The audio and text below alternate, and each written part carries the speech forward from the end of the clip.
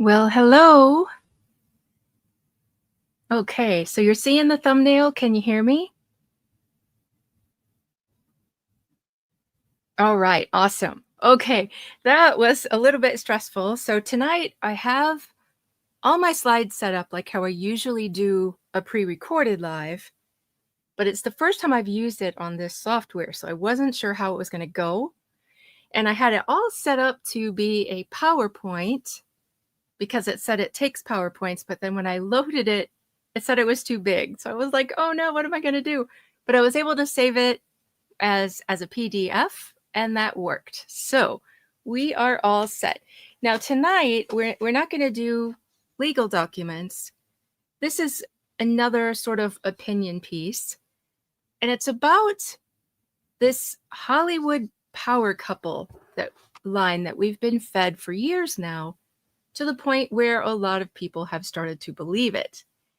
But first, I want to give a shout out to all of the amazing daddy and mommy sleuths out there.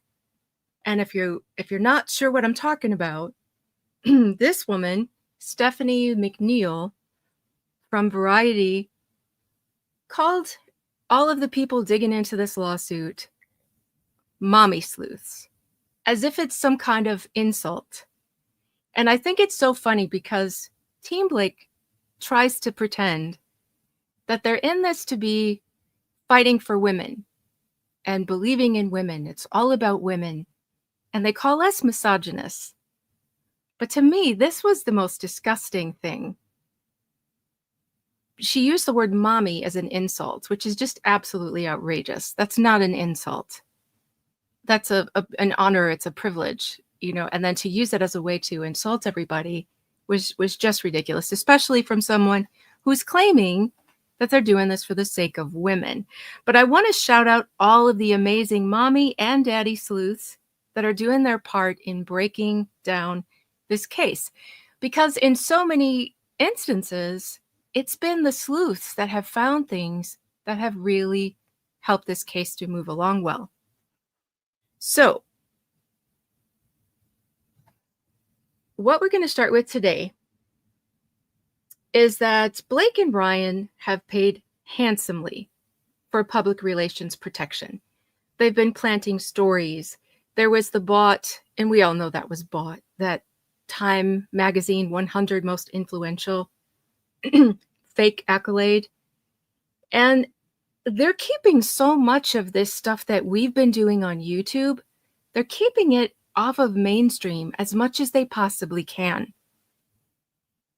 But they can't stop us. We're still going to keep going. And the more the story gets told, the more they get forced into telling the story. So we had Travis unfollow, and that was exciting because that was a big move that somebody really famous made. And that's going to get attention. And so that's kind of forcing it to get out there. But for all of you sleuths that were working so hard to keep this going, I just want to shout you out and say keep it up. I mean, in addition to all of the PR that they're doing, they're paying a whole slew of attorneys, probably well into the millions already. And we're nowhere near trial. Trial's like a year away. So just imagine what it's going to be like. So today, guys, because I got a lot of feedback about participating with the chat and losing my place. So go ahead and, I mean, keep talking amongst yourself. I absolutely love it. But I'm probably not going to interact until the end and then do like a Q&A or something. If you have questions, go ahead and write them down. And then we'll consider them at the end so that I don't drift off and lose my place and then, get a bunch of comments about it. So please don't feel ignored. I love that you guys are here and I love that you're talking amongst each other. But yeah, we'll hold the questions and stuff till the end. So anyway, when the whole thing came out about the Van Zandt lawsuit, everybody wanted to dive in and like look into all these little businesses. And for sure, that was something that crossed my mind as soon as they hired the ex-CIA CIA guy.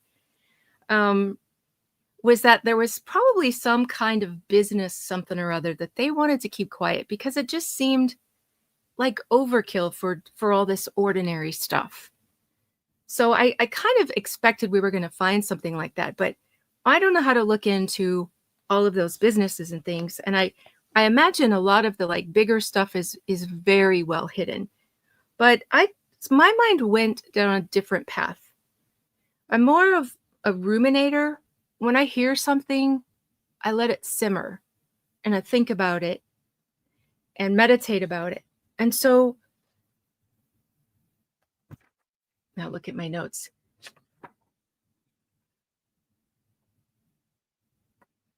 But I was thinking about how we're always told how successful this Hollywood power couple is.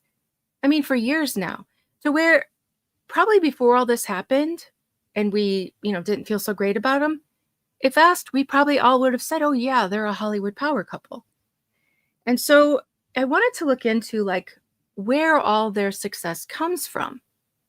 Because when I did like an initial like look through of both of their IMDb's, I found out that until Deadpool, there really wasn't a lot of success really in Hollywood. But what he's really done well with are businesses. So his career actually, until Deadpool, was mediocre at best. And, I think a lot of people would be shocked to hear someone say that he had a mediocre Hollywood career. And then now we know that his net worth is like hundreds of millions, but it didn't come from Hollywood. In fact, sorry. See, this is why I pre-record because I have trouble staying on task. So let me look at my notes again real quick. And I really, my goodness, the people who just like get on there and start talking, you guys are amazing. I'm so out of practice. I used to do that kind of stuff when I was a director, but it's been a while, so I'm really, really out of practice. So Blake's career had pretty much stalled for years, even before Deadpool. And actually her box office value was never high at all. And we're going to go through that. But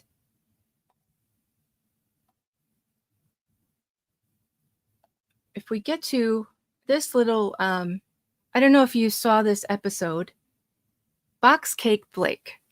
And this was taken because she loves to talk about what a baker she is, but then she says that she uses box cakes because the science has already been done.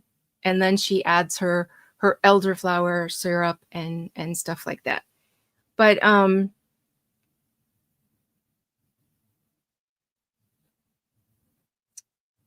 see. I think I'm going to have to stick to pre-recorded after this. But one of the things I wanted to say, I make these little thumbnails and sometimes I put little surprises and sometimes you guys got them. Like you found the creativity not required. And of course the Cool Whip and the mole. But there was one other little one that nobody got and it's her little red bottoms. So I didn't know if anybody else saw that, but I made her little red bottoms. But that's just something silly I do. And some of my thumbnails, I put little surprises for you if you guys look into them. But when I was talking about her career, I was talking about how her peers have gone way more advanced than she ever went. So for example, I talked about Taylor, who her net worth is it's like over I think it was 1.6 billion. And then Selena is 1.3 billion. Scarlett Johansson makes about 20 million per appearance. And that's if, like when she does Black Widow, it's not even her as like the sole star of the movie. This is her in a part of a big Avengers movie with all the other Avengers and still making 20 million. So this, when you hear power, someone with power in Hollywood, that's what I'm talking about. That kind of star power. So as we go through their career, we see that they didn't even really have that. Just to compare, let's look at the rest of the Avengers. We have Chris Pratt. Now, this is the same thing. This is in one of the movies where it was all of the Avengers. It wasn't just like one movie about one specific person, so they're carrying all the weight. So we see Chris Pratt, 5 million, Brie Larson, also 5 million, Benedict Cumberbatch, 6.4 million, Paul Rudd, 8 million, Jeremy Renner, 15, Mark Ruffalo, 15, Chris Evans, 15, Chris Hemsworth, 20, Scarlett Johansson, 20. Look at Robert Downey Jr. 75 million off of one movie. So this is, when you're talking about power, keep that in mind as we go through the rest of these. Because if I say something like, oh, they only made $1 million, it sounds like, well, that's a lot of money.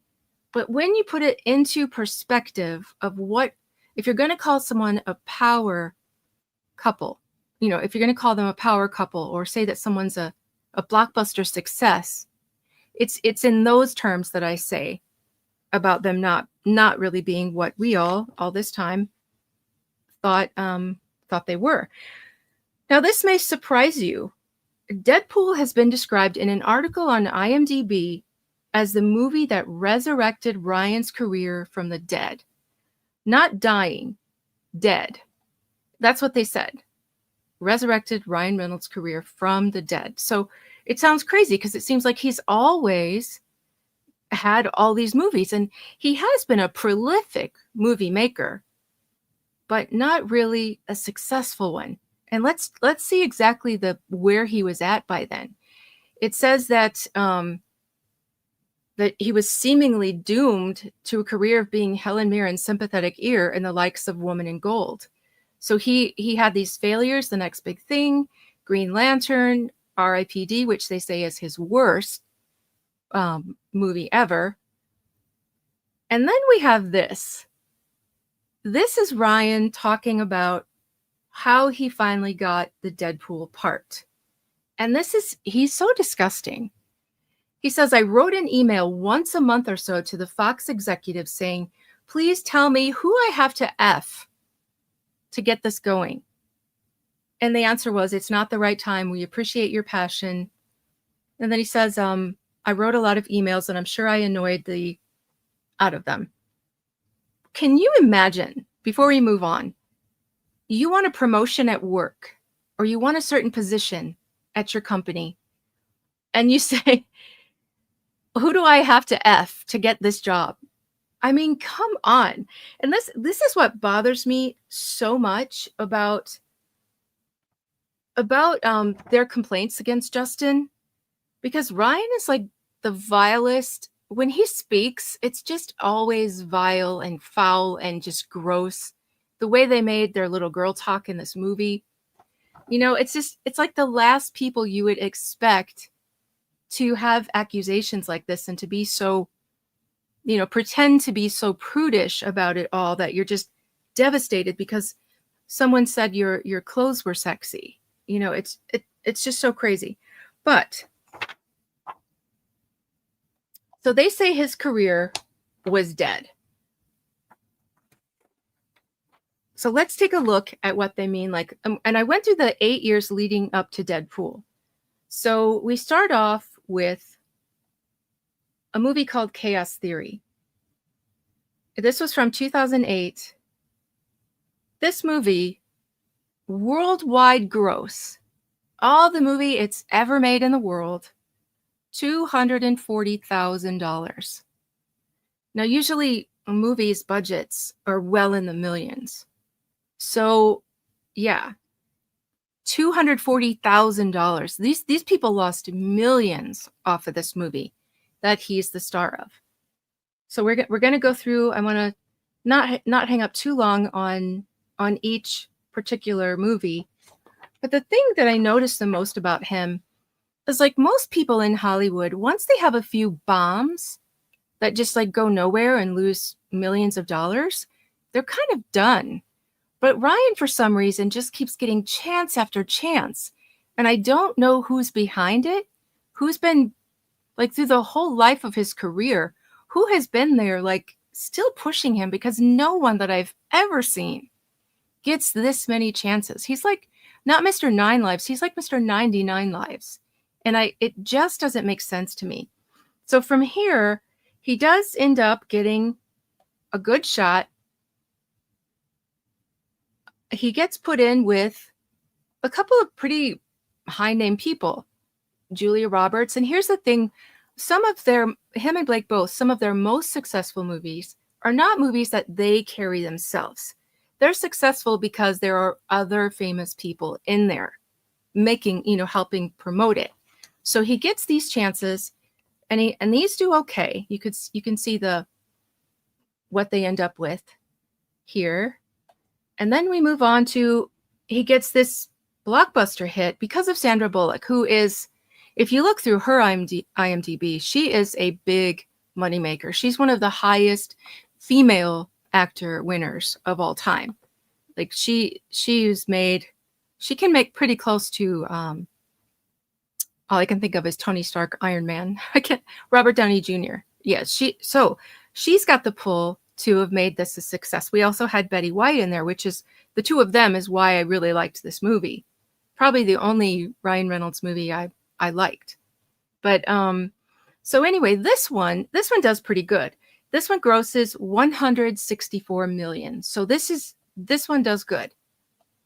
And then from there, he gets a little taste of being a superhero in one of the other Avenger movies. I think it's one of the early Wolverine ones. It's one of the big mix where quite a few Avengers are there. And he gets this initial appearance as Wade Wilson. I don't think it even called him Deadpool. I'm not a big fan of the character or, any of this. So some of these movies I don't know a lot about, and I wasn't going to go like watch them all just to be able to, freely, comfortably talk about him. But he gets this small appearance as Wade Wilson, and you can see he doesn't look like what the eventual character becomes. But he kind of gets a little bit obsessed with it. It has kind of mixed reviews. It's not received well by fans, and from what I understand, there was something wrong with the portrayal. It wasn't like it was supposed to be in the comics. So that was one of the big reasons that it didn't do as well. But from here, he just becomes obsessed with Deadpool. But his next film, he's a superhero again, but he's Captain Excellent in Paperman. This one, we thought the last one was bad at only 240,000. This one has an all-time worldwide gross of $14,000. $14,000. So you can just imagine. I mean, and this had a couple, high earning stars in it. So whoever put this one out lost a ton of money to only come up with 14,000. So, but he doesn't get dumped. He goes on. Now he's in Buried. Buried grosses 1 million. So he's back up in the millions, except for the budget was 3 million. So he still lost millions. And then comes Green Lantern. He must have been so thrilled. He finally gets another chance at being a superhero. But even though it does make, to me, it's kind of funny that they call it a flop, because it grosses a total of 237 million. Now the budget was really high, so it's 200 million, but that still leaves 37 million. It's just that when you compare that to other superhero movies, it's really, really a low profit margin. And also it gets a 5.5 out of 10 rating. So it's generally considered to be a flop. Now this is also where he ends up meeting Blake. But he's still married to Scarlett, as we all know. So then he moves on to The Change Up. This is the one where he famously puts his hands on Olivia Wilde's breasts and ends up peeling her pasties off in his sweaty palms and exposing her to the entire crew, and she doesn't realize it. And instead of telling her or covering her with something, he just puts his hands back over her. And then he says that all the crew that got a peek won the lottery, which to me is just really disrespectful to her. I mean, the way, again, the hypocrisy of it all. Oh, somebody became a member. Thank you. Thank you so much. Sorry, I'm trying not to look at the chat because I'm very easily distracted. But thank you. I want to acknowledge that at least. But the hypocrisy of the little things that she's tried to bend into something when it comes to what she claims happened with Justin, and then there's actual horrible things that the two of them have done and said. So it's just really crazy. But after this, then there is, now this one is a little bit more of a nature, so you don't quite expect this to be a big blockbuster hit. He narrated this. I'd never heard of this, but this one comes out a total gross of $82,000, so not even $100,000. So another big fail. But he still gets more chances. Like I said, he's got 99 lives. Now he gets cast with Denzel Washington, Hollywood royalty. And he gets a pretty big part in this movie. And to me, it like does not suit him. He's just not this type of character. It just felt weird watching him try. How do I say this nicely? I actually looked up words and they, to make sure I wasn't going to say something, a derogatory word. And finally I gave up and I'm just going to say he's not the most masculine guy. So when he's put in a masculine role, it just feels off, if you know what I mean. So this one, of course, because it's Denzel, does great. It has an 85 million budget and it grosses 208. But his failures had caught up to him by now, because normally they sign for several movies way in advance. So I think it takes a while. Like he does a good one and then he gets some really good movies and then they flop and then that catches up with him. So he gets cast in lower roles again. So he gets put in Ted, but he's actually uncredited in this movie. Not only do you not see his name on here, but even in IMDb, he's listed as Jared and he's uncredited. So this is a real big flop for him, really, to not even really be named in it. So I didn't even look up the budget amount or any of that because it doesn't really count. So then he goes on, and this is another thing that he tends to do well in, is an animated series, because animated series, they're going to do well. Kids want to go, and so they make them these kind where they're for kids and parents at the same time. These always will do well at the box office. And then his worst movie of all time, R.I.P.D. This was a $130 million budget, and it only grossed $78 million. So it's a loss of $52 million. So as you're hearing this, are you starting to realize this guy is not a Hollywood blockbuster? He's not Hollywood royalty. He's not. They're not really power couple when you start to look through all these numbers. Then it goes on to this. This is like an awful horror film, like really gory and really gross, very disturbing. And this only grossed 2.1 million. So we know the budgets are huge. So we know that one lost money as well. Then he gets put in A Million Ways to Die in the West. Notice he's not pictured on the cover. You know what his credit on IMDb is for this? If you look in there, he's uncredited. You don't see his name, but he is Man Killed by Clinch in Bar. So this is where he's ended up. He's got the one in between, or the animated's in between, but like on screen, his last two movies have been uncredited. Like he's down to like an extra when you're first starting out in Hollywood, hoping to make it. That's how low he's come. After that, we come to The Captive. It was a $10 million budget and it grossed 2.1 million. So a loss of almost 8 million. Mississippi Grind, a 6 million budget, but it only grosses $131,000. So huge loss again, almost the full $6 million budget.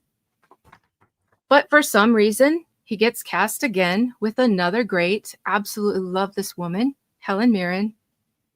And she's got the star power. So this one ends up doing pretty well.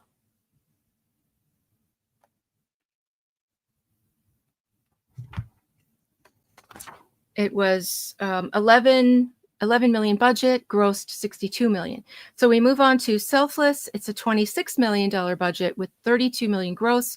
So we finally make some money again. He makes a profit of $6 million. And then that's when, yeah.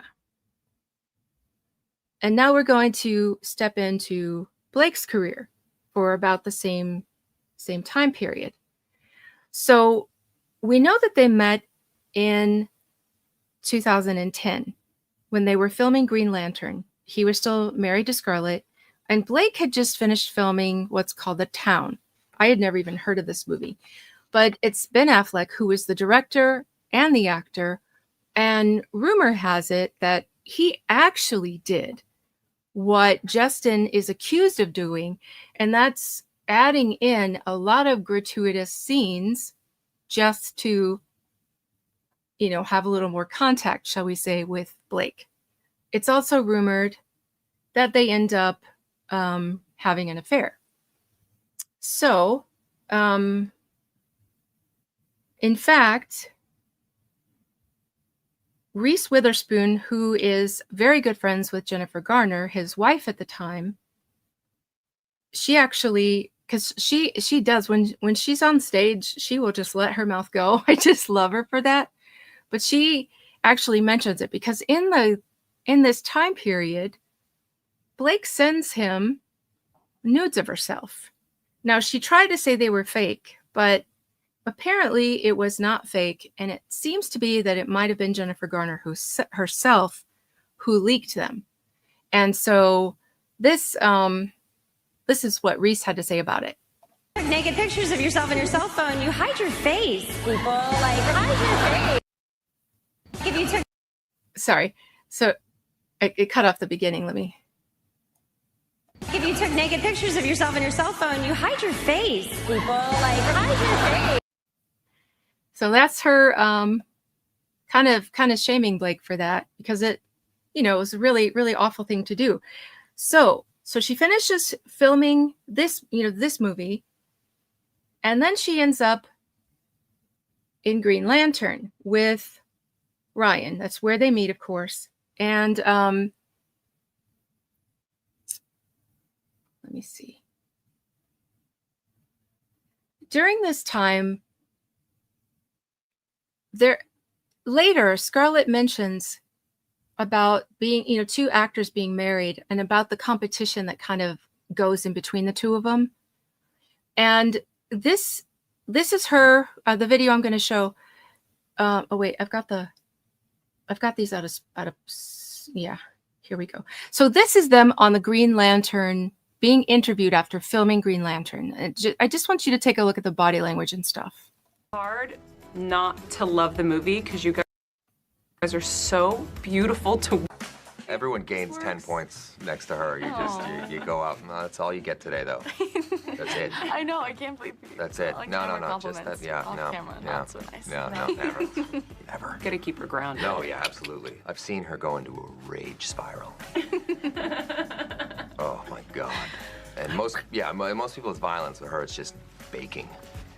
Just bakes things. What are fears that you guys have had to overcome? Man. Working with Ryan. Yeah. Yeah, definitely. For your own safety, you need to make your hair brown. I can't be responsible for this for your own life. The comic fans will come after you. So he breathed the fear of my own life into me. But You have a bodyguard? Wow. I'm a huge deal. Yeah, man. Wow. I love it. Nice. What do you guys think? Looks very cozy, right? So about halfway through, when they're filming this movie, Scarlett ends up, her career is just like going wild at this time. She's a very, very successful person. She not only acts, she can sing. She's just very, very talented. So in the middle of this, she wins a Tony. And what I want you to notice about this is, like, think about when you normally see awards shows, if there's a couple there and one of them wins, they're normally so ecstatic for each other. You know, whoever didn't win is so ecstatic for the one who did win. They grab each other, they kiss each other, they hug, you know, they're so excited. But as I said, this is halfway through filming Green Lantern, but look at the exchange. A view from the bridge. In A View from the Bridge. And Jan Maxwell in Lend Me a Tenor.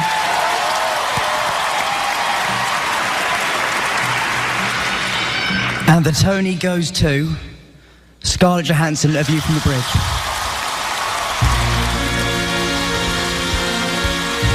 In her Broadway debut, Scarlett Johansson wins the Tony Award for her marvelous performance as Catherine in A View from the Bridge. See what I mean? Like, look at him the way he was with Blake, and now look at him with his wife. But this is during that time, because we just went through his film career for the last how many years, and they're all just flops. He's down to where he's an uncredited person, you know, not, you know, just somebody that got beat up in a bar. Like, that's his last role. So here she is, just winning everywhere. And this is the thing. Here you got silly Blake. She was quite young, kind of acted a little younger than her years even, you know, and she's just giddy over him. So he's like way down in his low self-esteem. His wife's, you know, a success. He's bitter about it. And then here's this young girl just like going gaga over you. And so we know what happens next, right? So not long after this, they announce their separation, and then they divorce. I think in December of 2010, they separate, and then they finalize their divorce in 2011. But now what starts to happen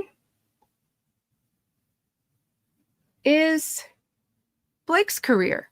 Now, up till Green Lantern, she had been in Gossip Girls. She was just a TV actress. Then she did The Town. Then she did Green Lantern. Well, she starts getting noticed. He's still way down on the ground. So what happens in 2012? She's named Most Desirable on AskMen.com. And by 2012, that's the year that they get married. So here he thought he was getting a young girl that with a lesser career than him, that was going to be giddy over him, and he was going to be the power one in the couple. But she's still filming Gossip Girl also, and it comes to an end in 2012. Now there's these things, and I just learned about these. I'd never heard of them before, but they are called blind items. I don't know if you guys have heard of them, but these are not verified usually, but it's little bits of gossip. A lot of times they are by people like cast and crew, not cast probably, but more like crew, or like nosy neighbors, or people who've seen things when they're in a restaurant, you know, maybe a serving staff, something like that. But they'll slip out these little stories, and they won't name who they are. But a lot of times there's enough hints in there to, you know, be able to conclude who they are. And then sometimes they're actually revealed that, oh yeah, this is who they were talking about. So I found a couple of those that I feel like might tell the story a little bit between these people. So this is during the filming of Gossip Girl is still going on, but it's about to end. So it says these two actresses from a hit almost network show can't stand each other. Not from the first season, and never probably will. The underdog in this is the actress who felt like she had to work for everything she got and hates that another actress gets attention simply because she has larger breasts and is willing to sleep with more people. The underdog says that the other actress has always been a pain, but the past few months have been a nightmare of self-back-patting and look-at-me-itis. So it is with great pleasure the underdog told the other actress about how the underdog already has a new show for herself and some movies lined up. The other actress, meanwhile, listen to this, has to check everything through the new person in her life and is not sure how much she's going to work.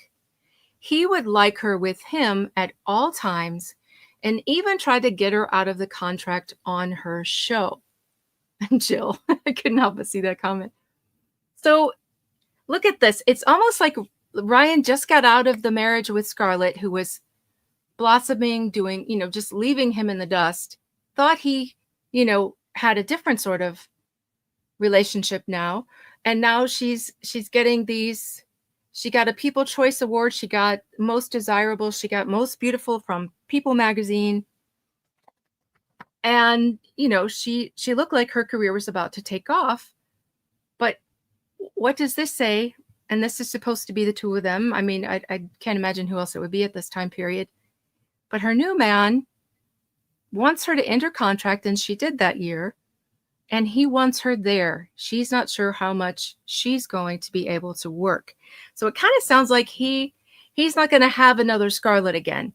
He wants to be the man. He wants his woman at home. Okay? And we're going to expand on that as we go through. So then we go on to the next one. This is not what this B-list television and movie, best known for a hit almost network show, expected. She did not sign up to hide inside and never be seen.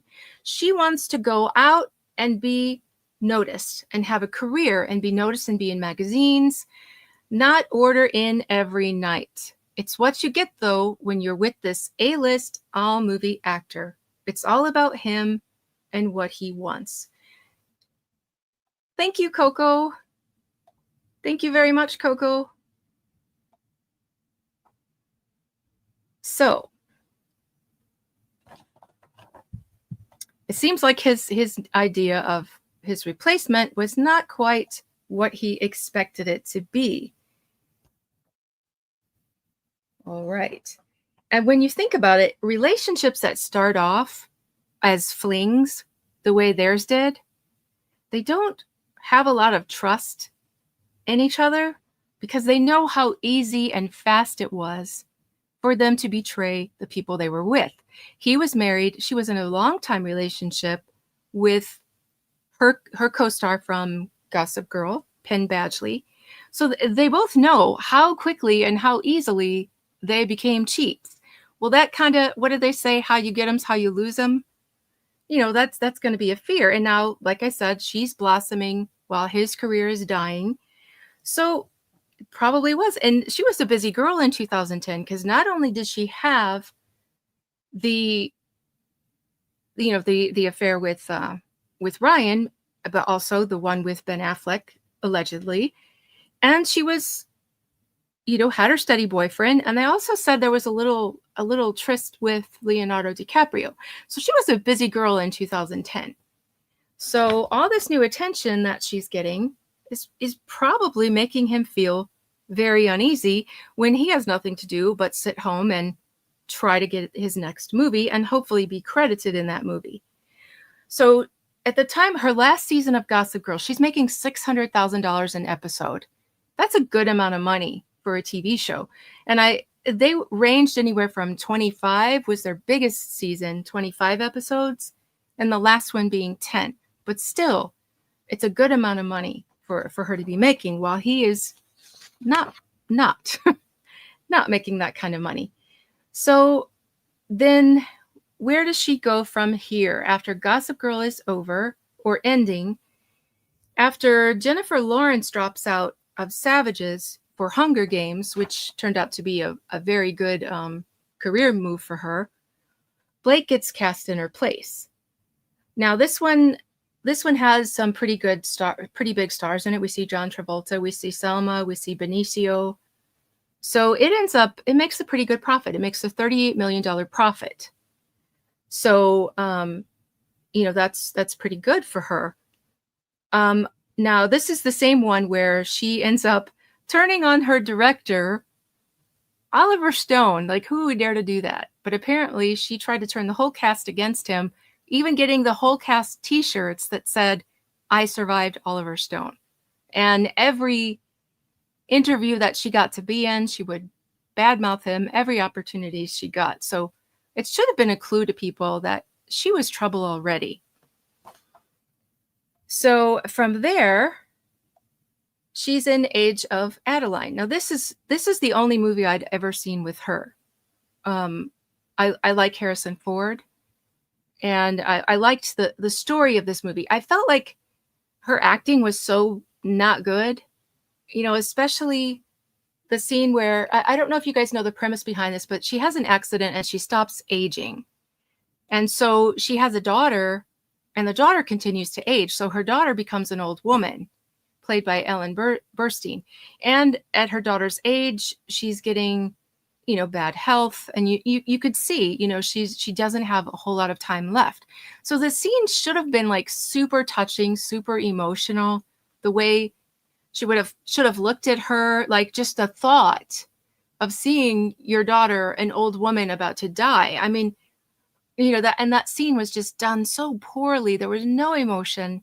I mean, there should have been a lot. So her acting in it was very disappointing, but I loved like the story of it. So, but that one did quite well. Let me see. Yeah, but at the time of this movie, this blind item comes out. And it says, now this is while she's filming, it says she's a girl who gets what she wants, sometimes much to our surprise, especially when it comes to romance. But you can't game your way to a baby. And right now, she really, really wants a baby. She's young, she's healthy, she's resourceful. In her mind, it should have happened by now. But as of 6 weeks ago, she wasn't pregnant. So this is her only conversation. Now, I want you to think about the things that she has said about Justin and Jamie talking about their wives' births. All right, keep that in mind. And talking about their relationship with their wife when it was relevant to what they were filming, not like just come up and say, hey, I had sex with my wife last night and we did this. It wasn't like that. It was going over the scenes when they were talking about the notes from the intimacy coordinator. That's what they were talking about. But in this case, everyone she talks to, she asks for tips. How did you get pregnant? What were you eating? What were you drinking? What position? What time of the month? What time of the day? Okay, so come on, Blake. Don't be such a hypocrite. All right, and then it goes on. I'm not going to read all of this, but so we see this, and she's still quite young, and her career is just taking off. So I can't help but wonder, did this have more to do with Ryan? At this point, he was almost 40. We saw that he wanted to keep her at home. She's not staying at home. She's still going out, and she's making, at this point in her career, movie after movie and kind of moving up, getting noticed, like I said, most desirable. So, is he the old-fashioned guy that wants his wife at home, pregnant? Who knows? Does this look that way? A little bit. So she does actually get pregnant while she's filming this movie. And then shortly after giving birth, she films this movie. And it's called All I See Is You. She plays a blind girl in it. And let's see. This one loses millions. This one doesn't come over so big. But her next movie does. Oh wait. Oh, I forgot what I was going to say. So this guy, Jason Clarke, for my Murdaugh crew out there, there's a Hulu series being filmed. If you didn't know about it, it's based on Mandy Matney and Liz Farrell's podcasting and breaking this whole story. But it looks really super cool. But anyway, do these look like the same guy? Because they're not. this is the real Alex Murdaugh, and this is Jason Clarke, his portrayal of Alex Murdaugh. And it's just crazy how well he did, and just like copied his mannerisms and everything. I'm so excited to see this when it comes out. But that's the same guy. Hard to believe. And that's him as Alex Murdaugh. But then she films Shallows, and she spends most of the time, from what I understand, I don't know, I haven't seen it, in a bikini. And so this one is probably her best box office film of all time in her career. So this is in 2016, and she's already had a child when she films this. And so pretty soon, but still working, and but pretty soon she's pregnant again. In fact, by the time she's filming Cafe Society, she's pregnant. And we know this from the famous, when Kirsty Fla interviewed her and congratulated her on her little bump, Blake rudely turned to her and said, "Congratulations on your little bump." And not only was she not pregnant, but she says, "I could never get pregnant." And so, it was just a really hurtful thing to say. She was just super nasty through this whole interview, but we could see, in that interview that she was well along in her pregnancy. So again, I can't help but wonder, is this Ryan trying to stall her career because his career is stalled? So then they have their second daughter in that September. Okay, so now we understand Ryan spent 11 years begging for the role of Deadpool. It's what they say. So in 2014, he's getting desperate. And so what he does is he makes this video, like, done up as Deadpool, and it's kind of like a tryout, for the movie, because he keeps texting them, emailing them, nothing's happening. So he does this little video to, say, "Oh, look at me," and nothing happens at first. But then what happens? It gets leaked. I wonder who did that. Do you guys wonder who did that? Who leaked that? It gets leaked. I think it was by him, and it gets leaked out publicly, and so the public, is interested. And so that response ends up, he finally gets Deadpool. And so he starts filming in 2015. Now, it doesn't get released until 2016. Now, you remember how much all of those Avengers, what their salaries were, and they were just bit parts. That wasn't when they had the entirety of the movie. Millions and millions of dollars. The really high ones were 20 and even 75 million. His first Deadpool movie, where it's just exclusively Deadpool, he gets 2 million. So, and I'm sure that's the biggest he'd gotten in a long time, but that's pretty low for a superhero movie. They probably have Green Lantern in mind when they do it, and the bad reviews when he had his bit part in that one Avengers movie. So he gets it, and it is his biggest success in years.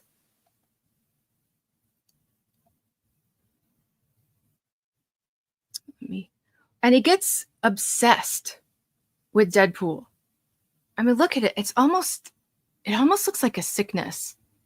These are all, look at, he's making all these little things. It's a bunch of like little shorts and little, like,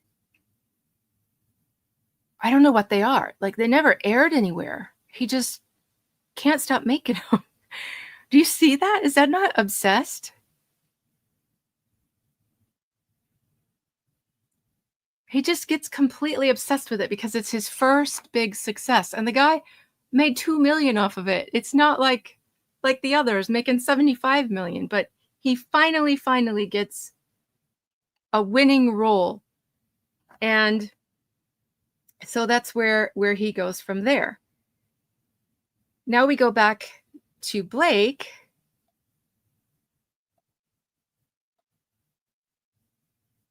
Now, she hasn't done anything for a couple of years because she went from that last year making 3 movies in that year to nothing for 2 years. So it did, effectively stall her career because she was doing well at the time.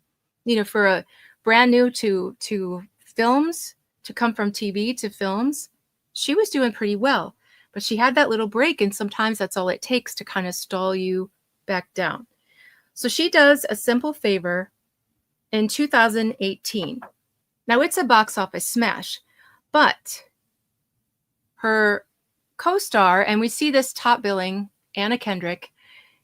I don't know if you guys are familiar with her, but coming into this movie, her last like 8 to 10 years, she had earned, let me see, did I write it down? I thought I did the math on this.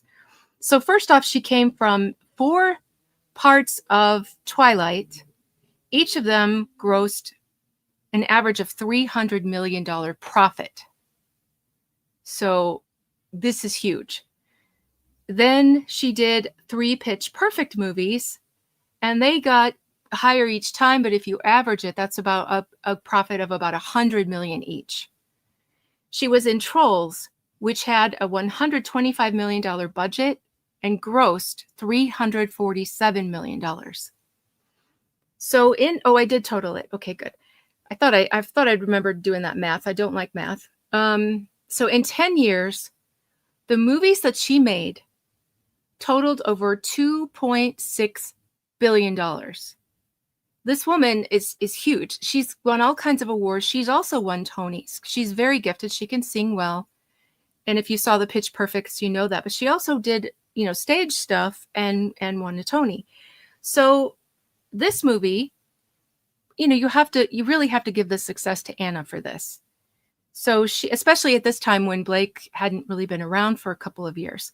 So it was a $20 million budget with a $90 million gross. Then when Blake goes out on her own, the rhythm section, she loses $45 million. So now we know for sure that last movie was because of Anna, that it did so well. So from there, she doesn't really do anything. Well, she has another daughter in 2019, and then another one at the beginning of 2023. And then her next film is just a tag along with Ryan in the animated series If. And she voices an octopus. And I haven't seen this, but from what I understand, that was just a small part. It was just a voice. So it was kind of like, hey, can you get my wife in here? And so that's Blake's entire career until it ends with us. So it's really crazy to me that based on her husband's success, she felt entitled to be a director and to be an editor and to be a PGA credited producer instead of just an executive producer. That she had the authority to rewrite these scenes and direct the director and all of that. When you look back on that, that's really not much of a career, especially in the recent years. But they said that her coming to the movie was the reason that it was so successful. And I really don't think that's true. I think the reason this movie was so successful is because the book. That book has been on the bestseller over and over again. It goes away, it comes back. It goes away, it comes back. It's a huge book. On TikTok, there's something called Book Talk. And I think it had over 1 billion hashtags. I mean, people were dying to see this movie, and they would have come no matter who was cast in there. And in fact, their first impression of seeing her as Lily was not a good impression. So to say that it was her star power somehow that made this movie a hit, it's just crazy. It's not realistic. But so and another thing I want to say is this cover, this movie cover, it just irks me. Because not only did she take Justin out, but she makes the cover of all the marketing, like all the posters, the DVD covers, if they still do that anymore, is her face. at all the theaters, everywhere, her face, no one else. And it's nuts to me because the title of the movie is, it ends with us. So at least have the baby in there. Well, who us are you talking about? But no, she wanted her face. The marketing was already designed and she redid it. And this is what she comes up with. Her face. It's all about her.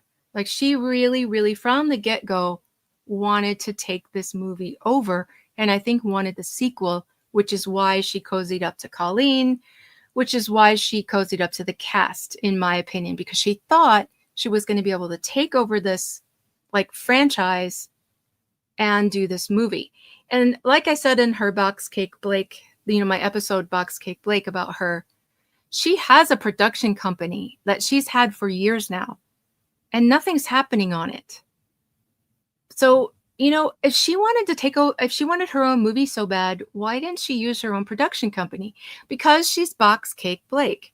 She needs the pre-made, like she said, her own words, the science is already done, and then I can add my elderflower syrup, and make it mine.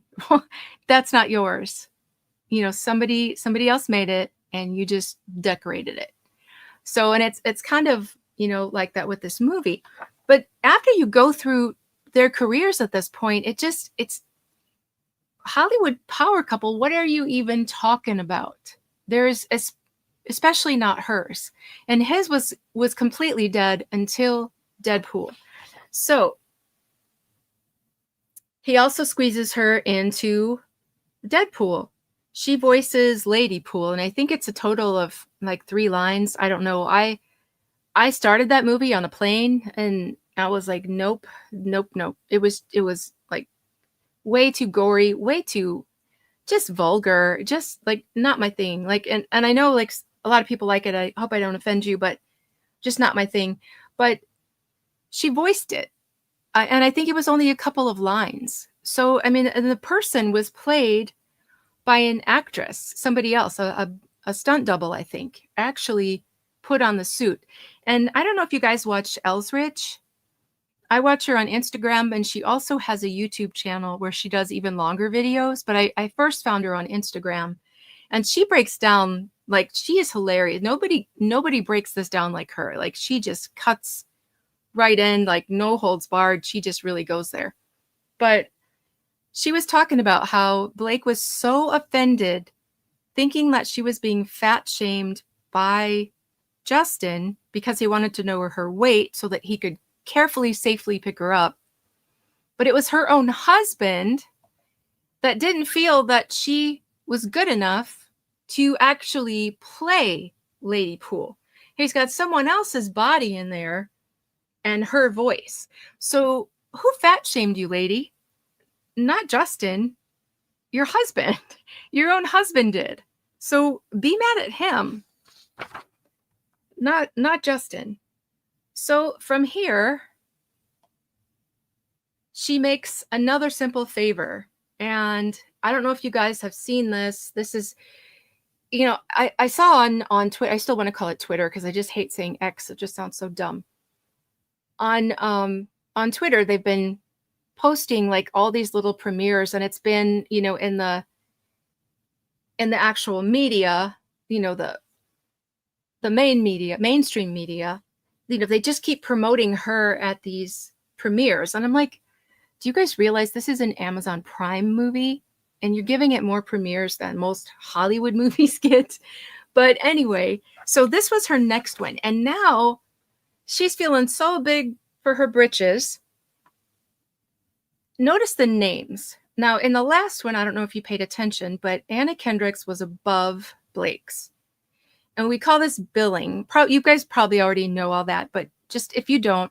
So it's called top billing when your name goes on the top. And that's supposed to be the biggest star in the film gets that top billing. So, at the movie theaters, their name would be for, the old fashioned movie theaters you see in movies.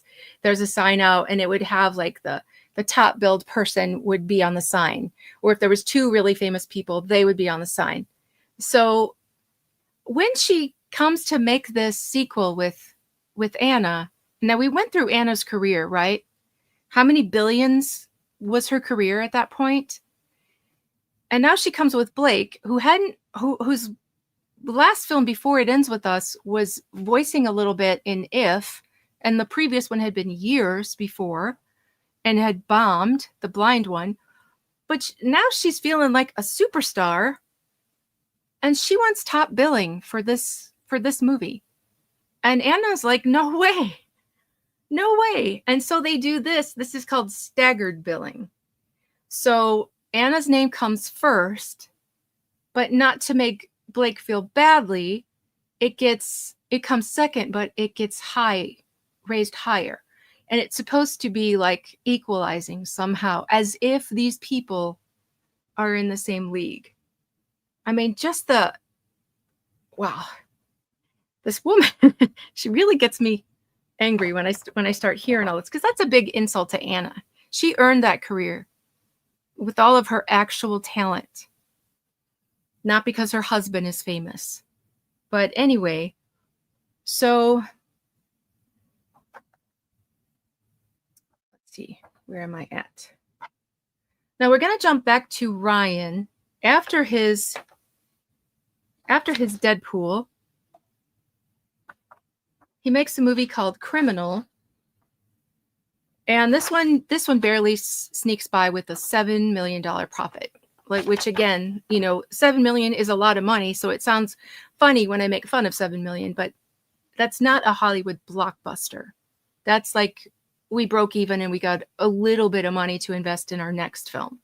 Because these days, $7 million isn't even enough to budget most films.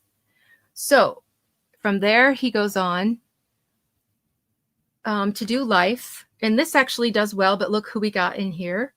We have Jake Gyllenhaal and Rebecca Ferguson. She's been in the Mission Impossible movies. Jake's a big star. So in situations like this, you can't really credit it to Ryan. There's no way to say exactly what the pull was for people to come and see this. But again, this is after Deadpool. And after Deadpool, he does have a much better career than the dead one that he had. So after Life, we get The Hitman's Bodyguard. And do you see what I mean? When he's playing this masculine character, it just looks wrong. Doesn't it? Is it just me because I don't like him? Or do you guys look at that and just feel like that looks wrong? I don't know. I look at it, it just looks wrong. But anyway, so this one, it's got Samuel L. Jackson, whose name I feel should have come first. And it has an impressive $150 million profit. My throat's getting dry. And then he makes another Deadpool movie, and these are where the big money comes. $600 million profit comes from Deadpool 2. I will never understand, but I know lots and lots of people like it. To me, it's the equivalent of like a 13-year-old boy's fart humor, but that's just me. But yeah, $600 million profit. So he's, like I said, after he made Deadpool, that made his career. And then he goes from there. And of course this is the other thing he does really well with are the animated series. Like I said before, he goes on to Pokemon, which is a huge worldwide character, not just in the United States, but this probably grossed a lot more worldwide than it even did in the States. So he goes on with this. This does super good, $300 million profit. Now that's a blockbuster. And then we get into, he starts doing more for like Netflix. So it's kind of hard you don't have the box office numbers to really figure out how well it does. You just have the rating. Now this one is called Six Underground. I never heard of this one. It had a $150 million budget. That's the budget, $150 million. And it's for Netflix. It was supposed to become a series, but its approval rating is only 36%. And then a Rotten Tomatoes 4.8 out of 10 rating. So it's pretty much a flop. First, they postponed the series, and then ultimately they just canceled it because I can't imagine how much money they lost on this movie. But like I said, with it being Netflix, there isn't a box office number that you can look at. So he goes back to one of his never fails, The Croods, and this is the sequel, I believe. Croods: A New Age. And I forgot to write down. Yeah, I forgot to write down how much this grossed, but I'm sure this was good. With it being an animated series. And then we go into the sequel of Hitman that had done super good. And so this is the sequel, Hitman's Wife's Bodyguard. And I also forgot. Oh, the movie barely broke even, but I forgot to write down the amount in my notes here. But it just barely broke even. It was not high rated. It was like a big letdown after the first one had been such a success. And then we go to Free Guy. Now, at this point, he's got his own production company, and he's starting to produce his own things. So this one he made in 2021, and it actually did super good. It's a over $90 million profit. And then he goes on to Red Notice. This one actually lost 22 million, which it's kind of surprising because we also have Rock and Gal Gadot, which are really big stars too. So I don't know why this one. Oh, it's a Netflix. So I don't know if this was also at the theaters, but there is a number somewhere that I've written down here that it lost 22 million. So he must have made a huge deal with Netflix because he's kind of making a lot of Netflix films now. Like The Adam Project. This budget was 116 million. So they are putting so much money in this guy from Netflix. I haven't seen this. I hadn't even heard of this. And I watch Netflix a lot, so I'm surprised that I never saw it. But this one also, it has and I adore Jennifer Garner, and I like and Zoe and Mark Ruffalo. But it got a 6.2 out of 10. So it did a little bit better than the last one, but not like a 8, 9, or 10 sort of movie. And then, of course, he moves on to his real money-making Deadpool and Wolverine, grossest movie I ever attempted to watch. And so this one's crazy. Like, this one grosses over $1 billion. I will never understand. Most of it worldwide, like outside of the United States, but it did really well here too, inexplicably. But now we can understand why he was so desperate to get Deadpool, that it said for 11 years he had hounded Fox to get this role, and then just became so obsessed once he finally got it, because this is really what made his career. Before that in the first several years of their marriage, Blake was the one actually making the money, and we saw if you joined later, 2 of his films, he was completely uncredited. He was like a little extra, a guy in a bar who got beat up, like that kind of dead career until Blake. So again, let's come back to this Hollywood power couple. I think this is a very mislabeling of them when you think of what an actual power couple is. And now he's definitely a Hollywood, star, no question, since Deadpool. But that doesn't translate to her and her little parts that she's had. So it's funny that we heard it so much that it just got repeated, and when you repeat it enough, people just take it as fact, when in fact it wasn't. She's more of a famous on Instagram, and then she became a spokesperson for I think it was Chanel and Gucci is where she earned some of her, the most of her money more recently to equal her net worth now. So besides of Deadpool, we see that his, if you look him up, his net worth now is like 350 million. So looking back at his Hollywood career, we know it's not from that. Like he's making the money now, but we saw that what people make as superheroes is like 20 million if they're the highest paid. And then I keep calling him Tony Stark. Robert Downey Jr., 75 million he could make. So Deadpool, his first movie, he made 2, and then this one, it says that he made 20.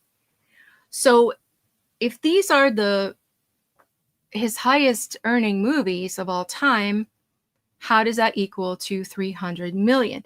And so this is why I say House of Cards. Because all of this that we're going to go into now is completely reliant upon his reputation, his celebrity status. Without Deadpool, the chances of him continuing to make box office smashes is kind of small. We've seen that once he strays away from Deadpool, his movies don't earn as much or they even lose. So what has he done? I think he's listened to really good financial advisors, because I doubt he had these thoughts on his own. But I mean, you got to give him props for actually listening to the advisors if he was advised. But Mint Mobile, now this, yes, somebody guessed it. I just saw that in there.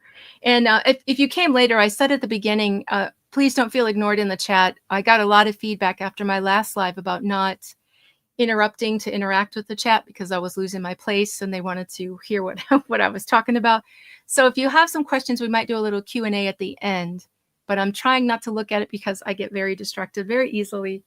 So please don't feel ignored. I will get back to you at the end if you stick around to the end. So Mint Mobile, what happened here? So Mint Mobile was this tiny little known phone carrier. And when he latched onto it and he had a 25% share in it. But back when he did that, there weren't a lot of little competitive phone companies like there are now. Now you go in and there's like there's tons of them, things I've never heard of. But there weren't so many then when he did this. So he bought, like I said, a 25% share of a really cheap company. And then he used his celebrity to be the spokesperson. So what ends up happening with that? He realizes that if he can develop his own marketing company, he can also make money off of that. So instead of Mint needing a marketing company that hires him, he's his own marketing company. And so this is kind of this cycle that he uses is kind of the secret to his success. So he makes maximum effort. And so this does marketing, movies, TV series. So like the things that are going on Netflix, he's running through maximum effort. He also tried to do his own TV channel. I think he teamed up with Fubo, and that kind of failed. But so as he was spokesman, then he realized, oh, I can do the marketing too, does a marketing company. And so now off of one thing, he's earning in 2 ways, to do the marketing and to be the spokesperson. So, and it's actually really, really clever. All right. And then, so back to Mint Mobile. So after he makes this very well known, what happens in the business world is the big businesses don't like the little companies that are coming in and snatching some of their profit. T-Mobile came in as like a lower cost carrier to Verizon, to AT&T. I think maybe Sprint. Is Sprint still a thing? But that was T-Mobile's thing. Like they came in and they were the little bit lower budget carrier. So Mint Mobile starts getting places. It actually becomes a competition to T-Mobile. So what do they do in these situations? They buy out the competition and they pay a huge price. So this is the money that put Ryan on the map more than Deadpool, because they end up selling to T-Mobile, you're not going to believe this, $2 billion. $2 billion. Now, Ryan has a 25% share. So he gets $300 million from this buyout.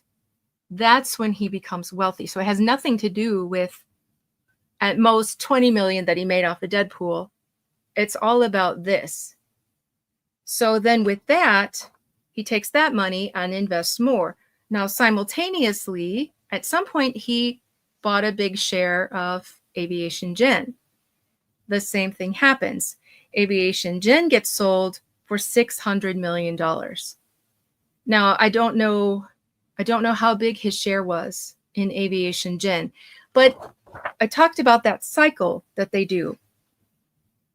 So not only was he out there peddling Aviation Gin, but Blake was out there peddling it too.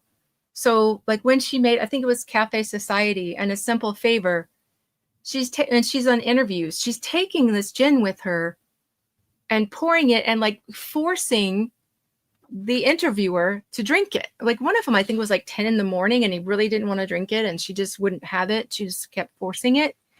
And she does like a commercial of this gin. And she also takes it to the director.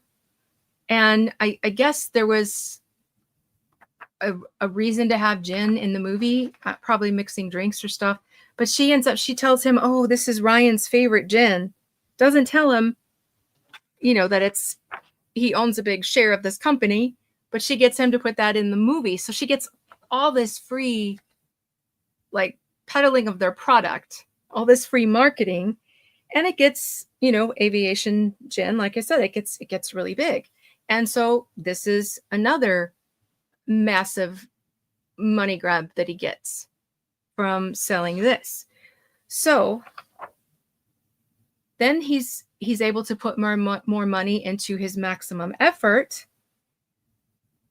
That's like I said, what he used to make Free Guy and some other little things.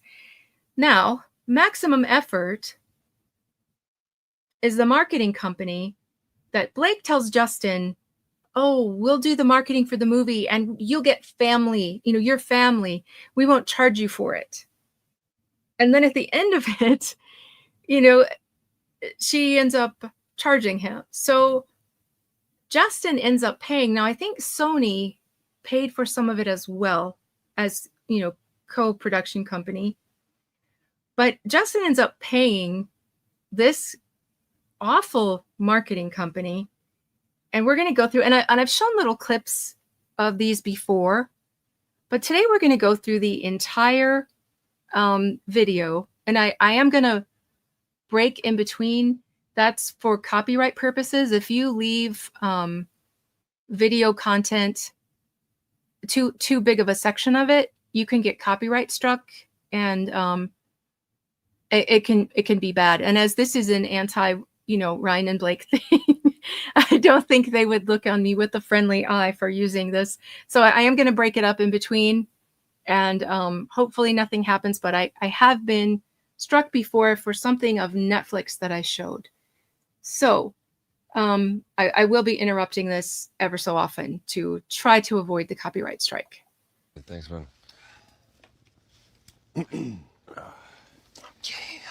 Oh, God. Cool. It's not every day the husband gets to interview his wife's love interest in a film. It's kind of crazy. I don't remember seeing this on the schedule. Dive in, shall we? So I saw you posing in a photo with Mrs. Reynolds, and I'm sorry, what do you call her? Do you guys have a nickname or something? Okay, no, just so it's Mrs. Okay. Anyway, I saw this.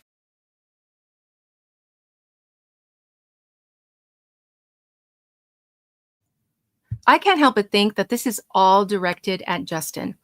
And that makes it even sicker that Justin paid for this. This is the marketing for the movie about domestic violence that this company probably charged a fortune for. I hope somewhere in the trial it comes up how much this cost Justin. Because this is gross. There's no way that this is what they wanted for the movie. Photo. It was very suggestive. So I got it right here. I'm gonna get right to it. How do you explain that? Is it genetics?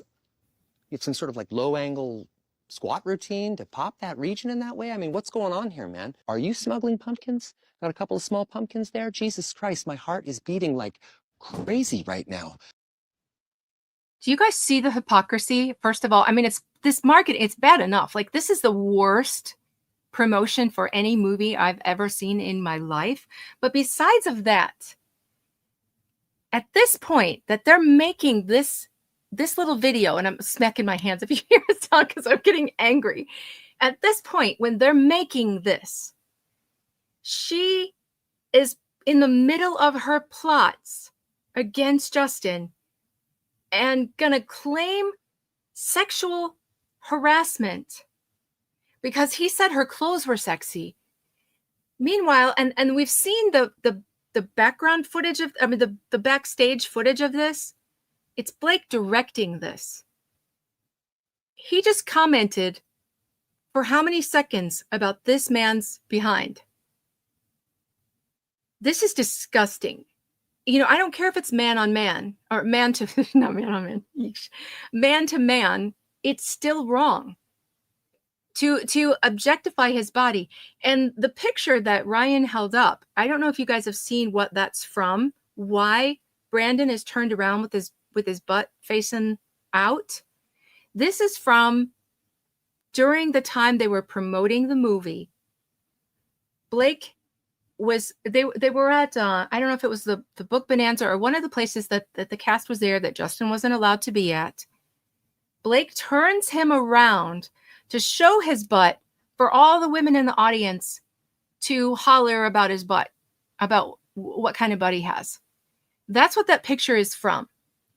So, first of all, Blake did it, and it's way worse than anything she accuses Justin of doing, is what she did to Brandon. And now Ryan probably saw it, didn't like it. He's got a poster of it, and now he's even worse. He's the one had all those comments about his butt. That is not proper. And again, I have to say, this is an advertisement for a movie about domestic violence. How is this possible? And Justin's paying for this. This reminds me of when I went on that meth journey, confront my inner child. And I was on a meth journey. I think you mean And like not drugs. ayahuasca, like Why? South American plant known for its medicinal benefits. A drug that Definitely not kills meth. people. You should not be doing a meth journey. How many a I've been on year? a meth journey for about 6 months now. I mean, I'm not a doctor, isn't but you're that probably funny? gonna die. Feel well. You don't look well. Let's talk motorcycles here. Do you ride? Yeah, a little bit. What kind of bike do you like to ride? I mean, anything with 2 wheels and kickstand, right? Honestly, that could be anything. I mean, as far as I know, you just described, riding Stephen Hawking through the Nevada desert in the middle of a summer heat wave. He's not going to make it. Ryan? Yep. Okay, riding Stephen Hawking. And why are you being disgusting, Ryan? This man cannot speak 5 words without being disgusting. You want to take a break? From Blake? Sure.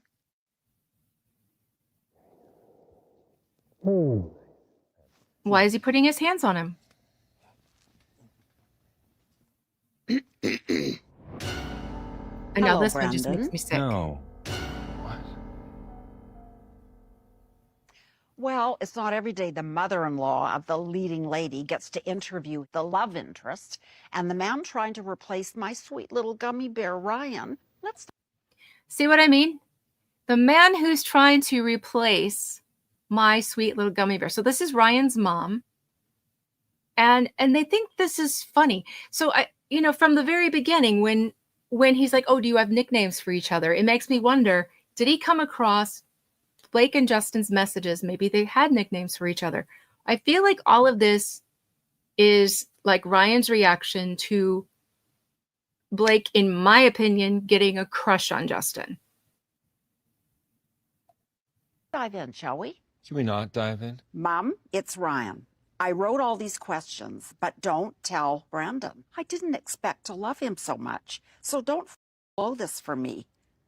Oh my God, that language. Seriously, can we just, we don't have to do this. I mean, I'm not crazy about interviews. Brandon, I saw the film, and may I say, you are incredible in this movie. On a scale from 1 to, I stopped taking my blood thinner medication because if I can't have you, I don't want me. Mrs. Reynolds, you should probably keep taking your medication. How And inappropriate I'm a is little that? worried about your son. She wants to quit taking her blood pressure medicine because she'd rather die than not have this young man.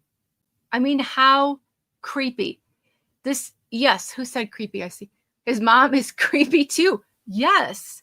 This is nothing but creepy. And what does this have to do with the movie? And it makes it even more crazy that Blake just gave that speech at time about her mom. But when they were actually promoting a film about that, that was the time to bring this, that stuff up instead of this. It's crazy. Like, he's for sure addicted to meth.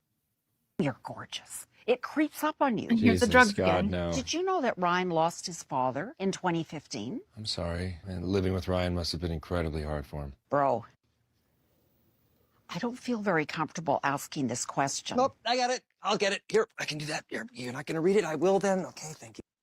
Okay, before Ryan gets even weirder. Maximum effort went to M&T to help it pay down its debt before its IPO went live. Ryan wasn't forced to buy it back. It was a structured deal. It was meant to return. I saw he sold it and then bought it back. That's really strange. I didn't know that. That is really interesting. Really interesting. Okay, now, so they mentioned Ryan's dad died in 2015. And this joke, like the way they joke about this is so wrong. Can you imagine saying this about your dad or your deceased husband? This is not funny. Favorite book. That's the one. It says Ryan would love to have a new dad to have a catch. And I think he could really use a man in his life. Hugh is no spring chicken anymore. Blink once for yes, or blink once for I'd love to be your new dad. He blinked. He blinked. Is this hell? No, it's Iowa. That's from Field of Dreams. It's one of Ryan's favorite movies because he and his late father had so much unresolved sadness. But pride got in the way, and neither of them were able to find closure. Ryan. Isn't this bizarre? Every time I see it, I'm like just cringing, and I'm like more shocked each time. Thinks Field of Dreams is a true story because he's on meth, and that drug is super There's the drugs again. scary. Mrs. Reynolds. Call me Blake. Oh, I could blow your mind, dog. What was that? What was that? This is to market. It ends with us, guys. This is what they paid. This is what they paid him for. And I also wondered, like, how in on this was Brandon? Brandon was handed the script when he sat down. And we all know that Ryan is a big ad-libber. So I'm sure, like, even what was on the script got changed a lot. So how complicit was he? In my opinion, that's not that complicit. You're already there. You're dressed. You're sitting in a chair. And then you find out what you're going to say. And you're surrounded by, Ryan and Hugh Jackman, who wasn't even in the movie, either of them. And then Ryan's mom. I mean, he might be the person who's fine with this, but I don't know. Man, Brandon. Tammy, you're great. No. It's not every day a guy gets to interview the love interest of his best friend's wife, and the guy trying to replace Ryan as a husband, and me as his best mate. Trying to replace Ryan as a husband. See what I mean? Holy. I've never done an interview before, but I've done a lot of things, like crazy things in Australia. You do understand you can't even get into preschool unless you take a person's life with your own bare hands. Twice. Totally. So listen, I've just got one question. What the hell are you doing messing with my best buddy's wife? Sir, I have no idea what's happening at all today. But I do have to say, while I have you here, your work in Les Mis, what a triumph. I mean, I am a huge fan. You can do it all. You're a unicorn. That jawline. Is the way he finds the light? No. It's like the light finds him. It just like... It's him. That's exactly right. That's it. I was expecting not to like him. No, yeah. But he is so nice. The nicest guy. So Everyone says funny, you're nice, but charming, he's- kind. Yeah. What a Oh my wonderful God. guy. What is ayahuasca? I think we found the next Wolverine. Okay. Can someone find any, I mean, 2 words together in that thing that would help promote the movie that it was supposed to promote? Yes, the dog was looking for a new papa. So I really feel like a lot of this stuff comes from something that Ryan got upset about. Because I know Ryan was away filming and Justin and Blake were working out the script. And she never wanted to come to the production company or, you know, the setup, whatever they had set up for that. She would always have him come to her house. And there's pictures of him holding her kids and stuff. And it just makes me wonder, you know, did Ryan come home and find it? Or I've seen some people wonder if like it broadcast onto an iPad, like how your Apple messages, I don't know, I'm an Android girl. How it shares like onto your other devices. Did somehow Ryan see something that, or, you know, come home and go through our phone and like not like what he saw? Because this is very, very crazy. Yes. And the thing is, like, we went through those blinds where when they first got together, we saw that he kind of wanted her career to die out. And when it didn't die out, then it was like baby, you know, had all these babies to ensure that it died out. But yeah, so that's sick. So they paid for that. In addition to that, they had these like dumb little skits they were doing. There was some cooking ones. And then here's another example. Oh my gosh, you probably can't even see me from here, but I need to see this for real. You guys put Betty Buzz in here? Betty Buzz, that's my drinks company. Stop it. Oh, that's my drinks company. This is supposed to be a promotion for the movie. So it's a little miniature. And you know what? Those things are shockingly expensive. Because the materials you need and the tiny little work that goes into making all those little tiny things. So, I mean, you can imagine the budget that they sent on that. And what does she focus on? Oh, that's my drinks company. It's crazy. It's crazy. All the free advertising these two get on these things. And so Justin, who, from what I understand, according to his beliefs, doesn't drink alcohol, but he paid for marketing her alcohol. And also at the after party that he didn't get to join, she brought her drinks. She has some, I guess, that are like sparkling sodas. She's got Betty Buzz and Betty Booze.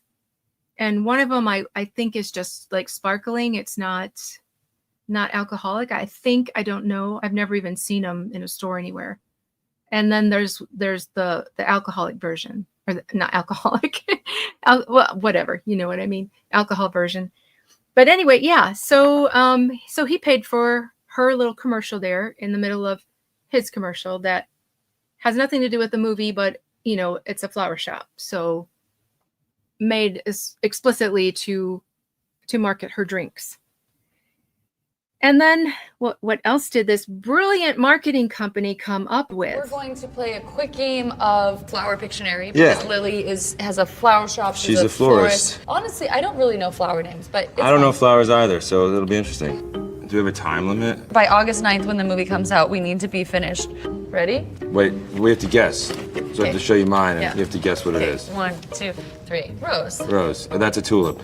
Oh my gosh. Come on, just really look though. What is it? Just look at it. Oh, it's a, that's not a tulip. It's a, that's not a tulip? What is that? Orchid?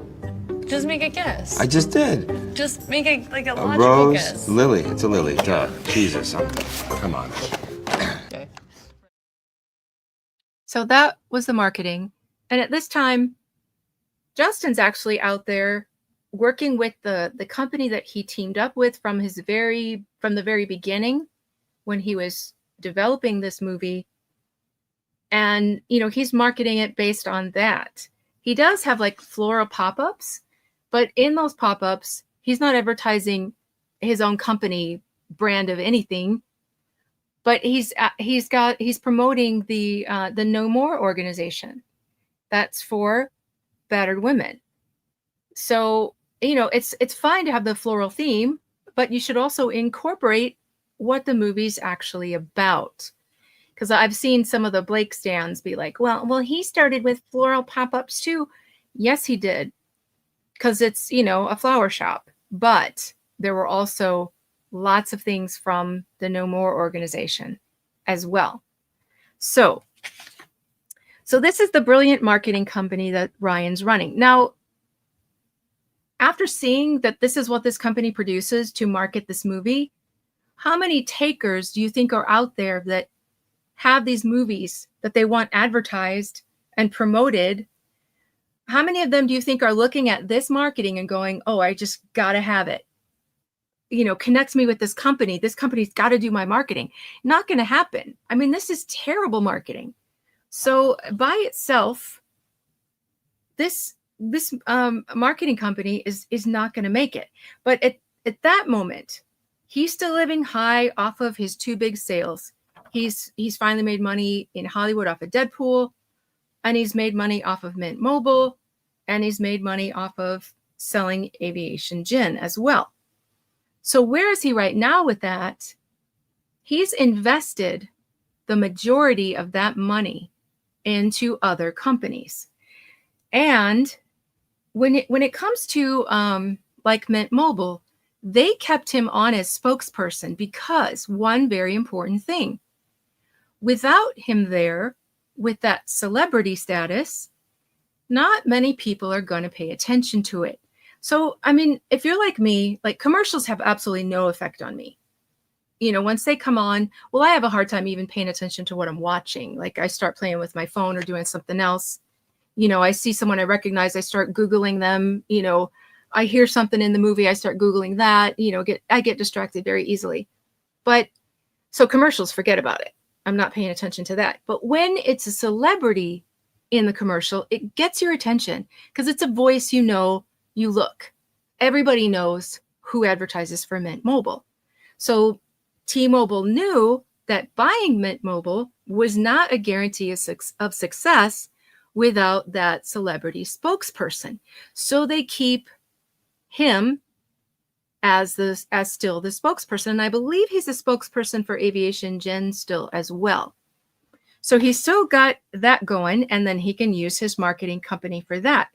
But he's got all this money. What does he end up investing in? Oh, sorry. Those were to remind me to play the video, but I remembered on my own. Yay. So he ends up investing in, of all things, and this is why I really think he's got financial advisors and not so much his own choices of things. So he buys a soccer team, Wrexham, and it's over in England. And here's the thing.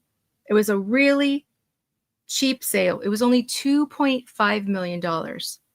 Soccer has the ability to be wildly a big moneymaker because, outside of the United States, it's the sport of the world. It's just not a big sport here, but in Europe, in Central America, South America, Asia, everywhere else. But here, it's a huge sport. So this was a tiny little stadium, not much money, not winning anything. But he ends up investing with a partner, and they pay 8.5 million pounds, or $11 million to translate it. So here's what he does. He uses his marketing company to market it. And he also produces movies, right? So what does he do? He makes a documentary about this team that he bought.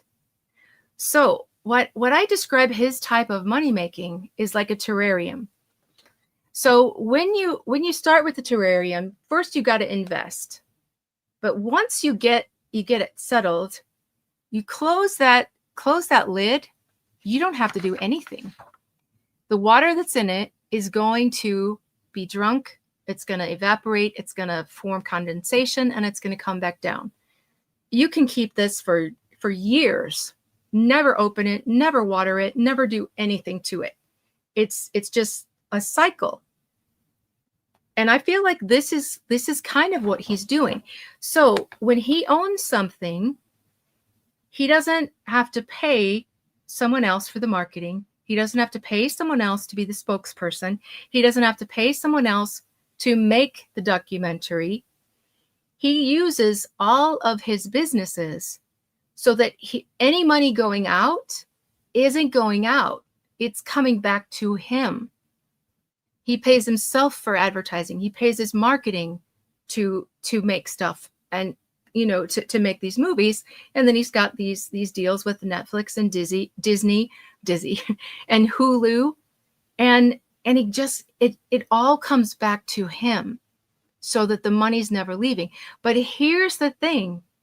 It depends upon his reputation, because all of it came to be because of his celebrity. So here's how it goes with soccer. The better players, they want to play on the better teams.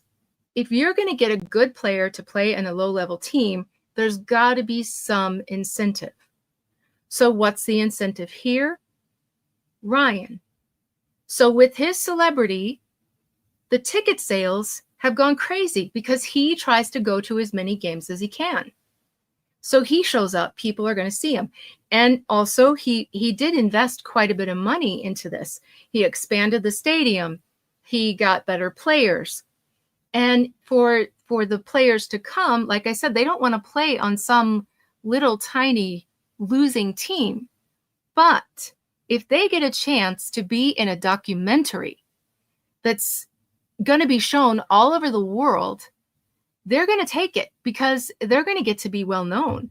People are going to see them grow in their career and kind of get a celebrity status out of it. So, like I said, all of this depends upon Ryan staying a celebrity. Right now, the local people, they're not as into all the gossip as we are. They think he's great. They all want to come and see him play. And then not only does he do all of that, but he has sponsors, and then he works with them.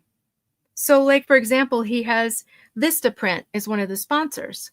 And then there's a little, they do the printing for them. They print on the jerseys, stuff like that. United Airlines is a sponsor, so they're on the front of the shirt. And that's normal with sponsors. So, like, the biggest sponsor gets put on the front of the jersey. And, but then he also, for all of these sponsorships, he's still making money off of that. He becomes their spokesperson. What else does he do? He uses his marketing company to make their commercials. So everything he does, he's not just earning in one way. He's earning, like this terrarium. He's earning from being a spokesperson. He's earning from producing the commercials. He's earning, who else is he? I forgot to write down all of the different sponsorships that he has. But in all of them, there is a relationship that they have with each other to where he's also gaining in some other way, mostly by doing their marketing and then being their spokesperson. So like I said, this terrarium effect. So how has that worked out for him? In my opinion, with this soccer team, because he also seems very out of place at the soccer match. I wonder, does he even know the rules of it? But I feel like he was going to turn that around and sell it. But I don't think that's going to work out so much for him, because here's the thing. Any experienced manager of soccer knows it's an easy way to lose a great deal of money.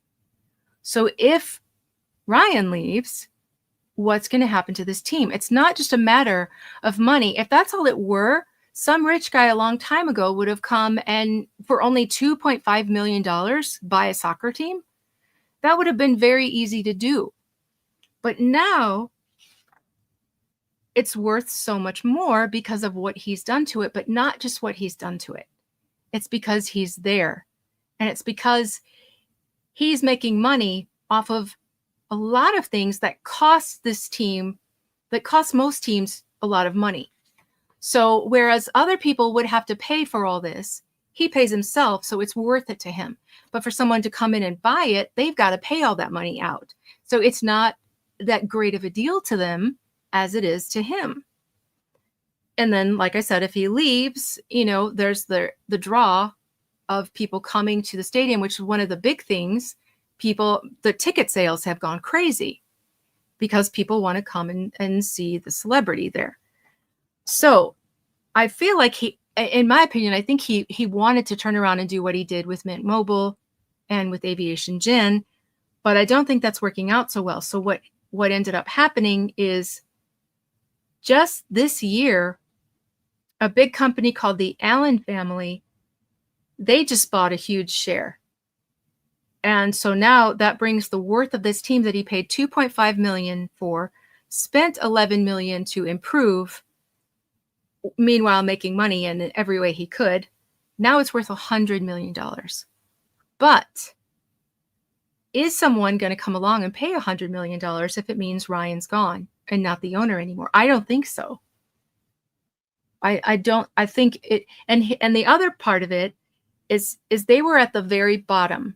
And then there's levels in the soccer leagues. And as you advance to each level, the competition gets harder and harder. They just went up, I think, the third level since he started. So it's going to start to get harder and harder for them to win. When you're at the very bottom, it's not that hard. Second level, not that hard. Now they're on third level. And so it's going to get progressively harder from here to keep winning like they have. So I don't think that's going to be as profitable to sell as he thought going into it, but he's already bought 2 more soccer teams, one from Mexico called I wanted to show this is how big soccer is. In Instagram, the first one is, of course, Instagram. Second one, a really well-known from years back soccer player. The third one, another soccer player. So, I mean, it's huge in the rest of the world. It's just, United States hasn't caught up yet. But these are the new teams that he bought. The one on top is a Mexican team. And guess what he's already done? He's already started filming for this. He's going to do the same thing with them that he just did, which is, to me, a big clue that he intends to buy these and sell them. Buy them, build it up, sell it like he did Mint Mobile. I just don't think it's going to be as easy as it was with Mint Mobile or Aviation. And this one on the bottom, I believe, is Colombian.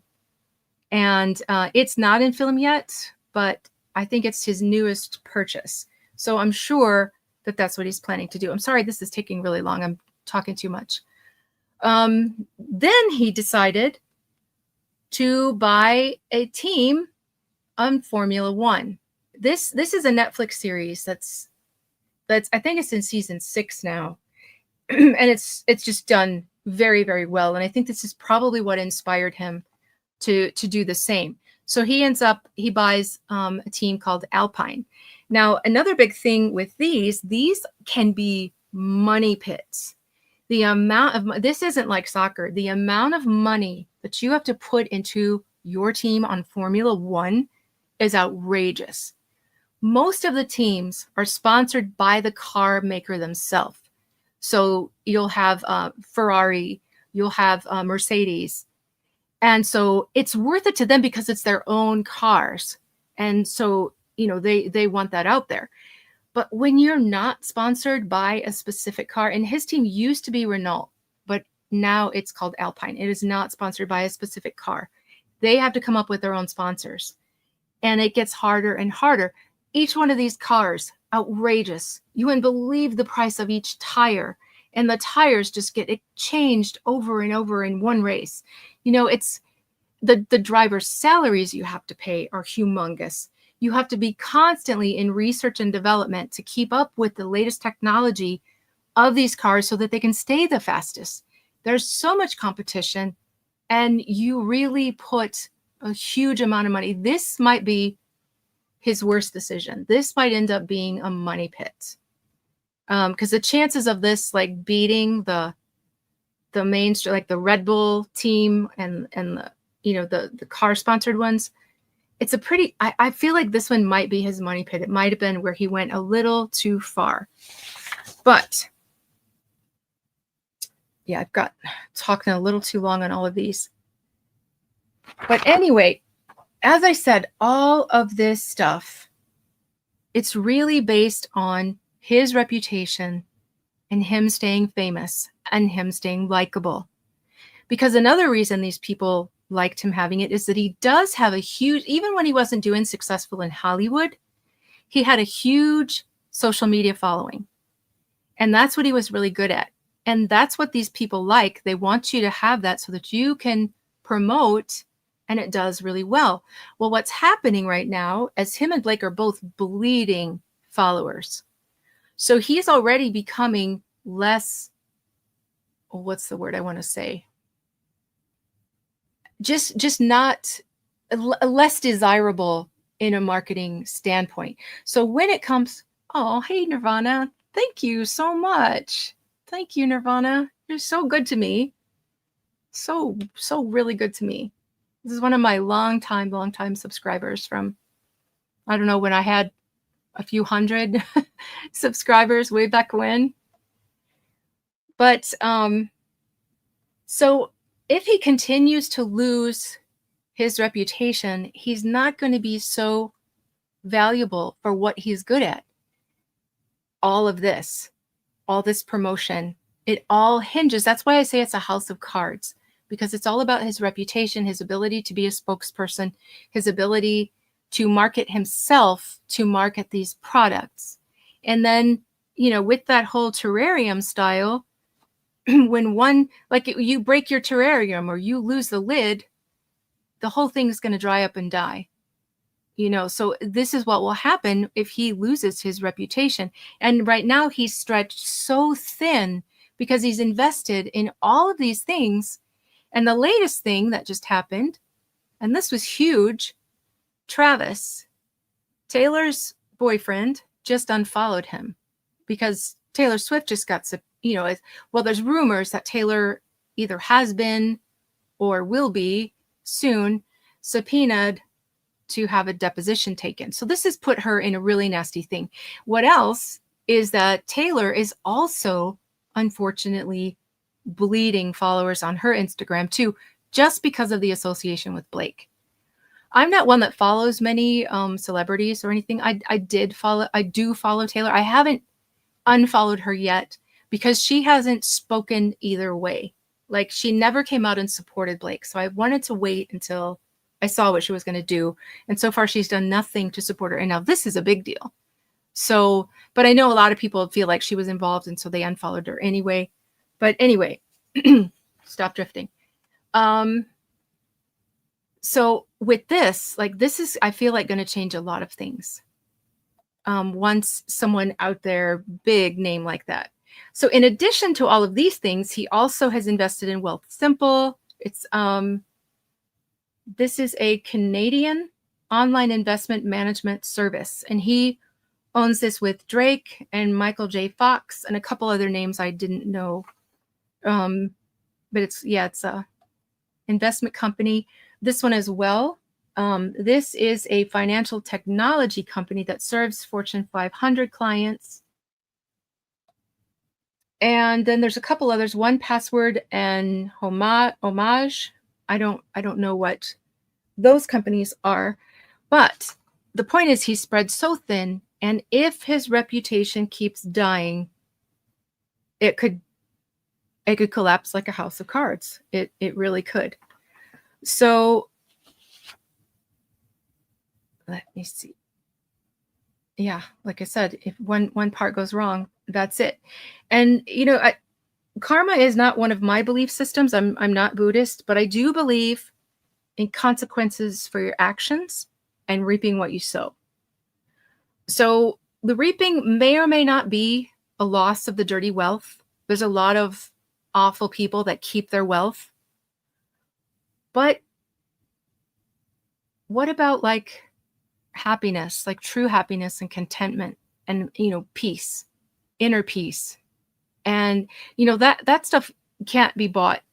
But when you've collected dirty money off of the pain of others and you've caused harm to other people, like their record of doing has been, even if they get to keep the dirty money somehow, if he stays successful, it's at what cost? I mean, did you see him on the red carpets lately, both at the Time thing and then the premieres for her Another Simple Favor? He looks a wreck. He looks a mess. And he was being interviewed before the Time thing. And that man was like, remember those little bugs? Did you ever play with them when you were a kid? They're kind of like an armadillo, and when you touch them, they get scared. They like roll up in a little ball. We used to call them roly-polies. He was like turning into a roly-poly in that chair. Like he was so curled up, like fetal position. This man does not look healthy right now. He was scrawny. He was making faces like his, I don't know. It did not look good. I was like, are you okay? You don't look okay. And yes, he looked disturbed, but I think it's because he knows that all his money is invested, and that all of that invested money for all of these companies, he's spread himself way too thin. And right now he's at the phase where he's not collecting that money. He's at the phase where he has to keep feeding those things. And they're not in a position to be sold right away. So that's why I say house of cards, because once that starts collapsing, that's it. And here's another big blow. Gigi Hadid used to be good friends. Remember, those were her cardigans in that horrible marketing thing? They drug her onto the Deadpool premiere, even though she had nothing to do with the movie. I mean, they were besties. Well, she just had her 30th birthday party, which is, really big one. And everybody was there, star-studded. Guess who wasn't there?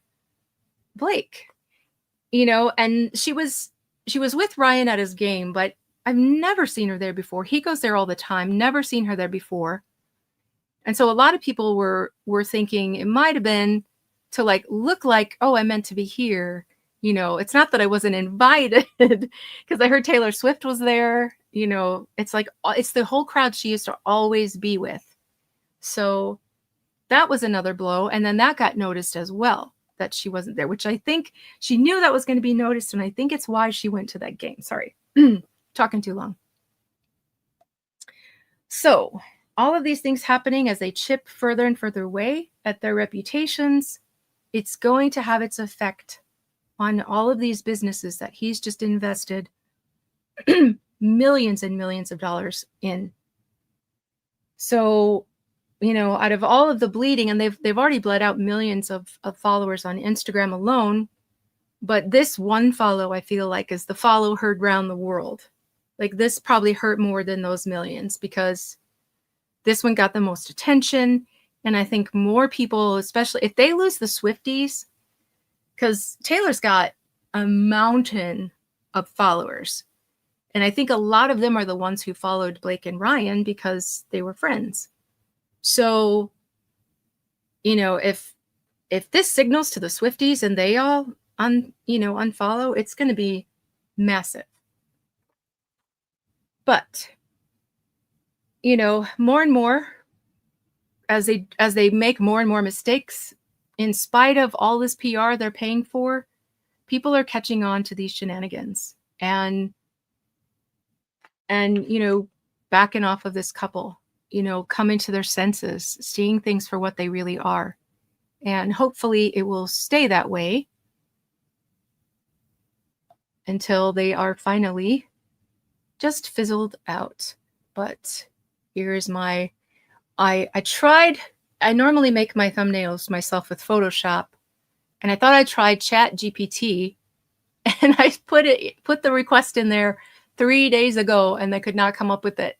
So I just put it together. I didn't have as much time as I normally have, so I feel a little embarrassed of this one, but I was trying to symbolize this house of cards, how easy it is to fall, and it's falling because of their own silly shenanigans.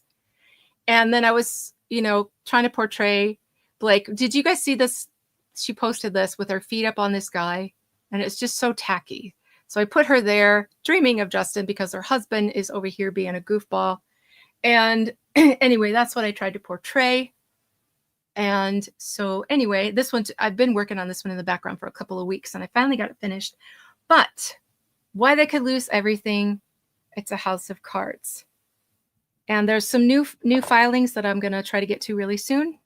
And I was going to say until then, stay well and stay tuned, but I forgot. I told you guys if you had any questions or anything you wanted to talk about. I can't stay on too much longer, but yeah, did anybody have any questions now? Sorry, I ignored my chat so much, but otherwise I'll get so distracted. Let's see. Thank you, Teresa. Let's see. What is this one? Oh, no, that's not the one I meant. But thank you. It keeps moving. I'm still not good at all this stuff. Let's see. He knows, actually does need to look good in the press. Yes, that's the thing. And see, that's why I think the CIA guy was hired. I think it wasn't about Blake. I think it was about Ryan and his businesses. Not just like making sure things were good financially, but also protecting it.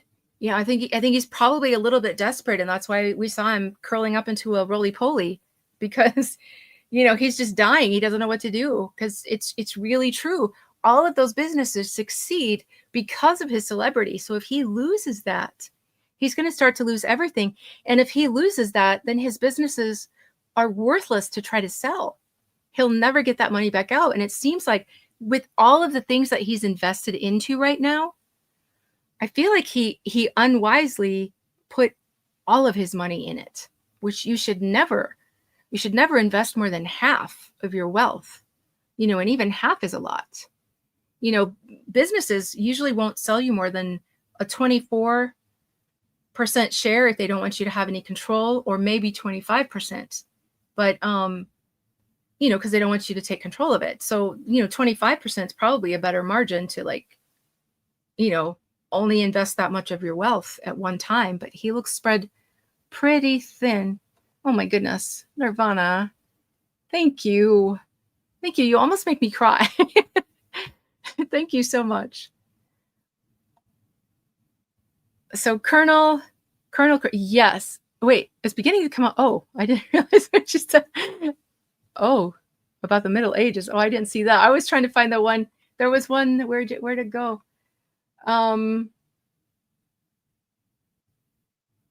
About her filing a complaint in the court. I put that in my on my community tab as well. Do I think Justin has a case against Marvel?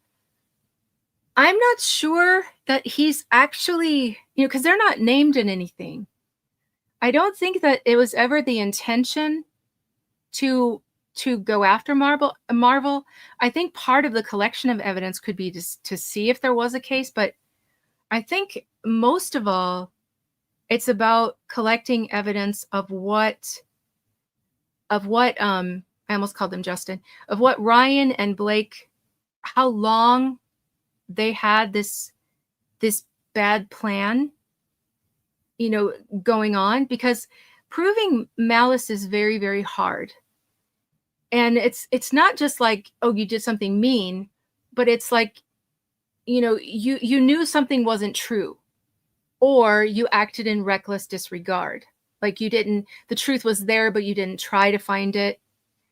So it's really hard. So they have to prove this somehow. And if they can go back and show the amount of time and the extreme limits that these people were, I mean, they had no limits really, but as far as they were willing to go to create this, to do all this against Justin, it goes a long way to proving malice, or at least reckless disregard. So it really will help them with the case. So I think that that's the main reason that they wanted anything from Marvel was to see like what was being said. Did he, because a big thing is Ryan calling Justin a sexual predator, because that's the biggest defamation that, point that they have. So if he was, saying that sort of thing, I really think, Marvel is not really meant to be an actual defendant in the case, but just it's just a collecting the material. And, some of the material they collect, we'll never know. We'll never see the entire collection of evidence that they're getting right now. We won't hear all the depositions. We might not even know who all gets deposed. The only thing we'll ever know are the bits that actually make it to trial. But right now they're collecting everything they possibly can, leaving no stone unturned to make the best case that they can. So like this, we only heard about this because Marvel, I keep saying Marvel, because Marvel, I've got their latest Wayfarer's response to them right here. But the only reason we heard about this subpoena is because Marvel fought it. But I mean, there's no telling how many there are out there. I mean, there's got to be tons of them, and we won't know until it either turns up as evidence in court or they fight it like this, and then we get. So I'm happy we're still getting little tidbits of information about what's going on. Okay, let me see if I got some more questions.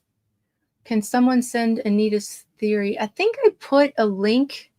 She made a website, and I think I put a link to that on my community tab. But if I didn't, I'll put one later tonight so that you can go to it. I think she said she had to rewrite it because of the new information we found out when Jennifer Abel filed her latest answer with those charges that could become actually criminal.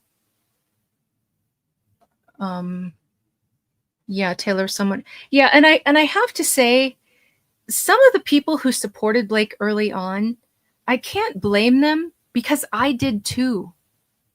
When I first heard this, because I didn't know Justin, I'm not a big follower of celebrities. But I believed it too, because she's the first woman that I've ever come to a conclusion that I don't think is telling the truth. I've always believed women when they say this, because I know it must be terribly hard to come forward with it. And so I did. So anybody who from the beginning believed her, I don't hold that against them. It's just if they continue to after all this information came out. And I think Taylor, at first she did believe her friend. And that's why she, was helpful and supportive of her. But I think, like the rest of us with brains, realized something was off. And so Yeah, so maybe in the beginning she was like, well, this guy deserves this, you know. I mean, if one of my friends came to me and I believed them like I would if it was my friend, told me that kind of stuff, I'd be all for, you know, scorched earth.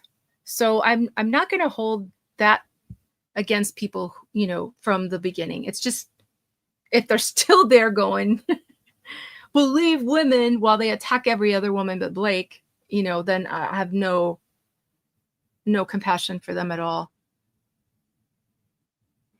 Let's see.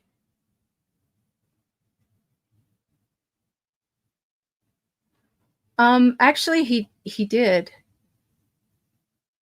Actually he did in his in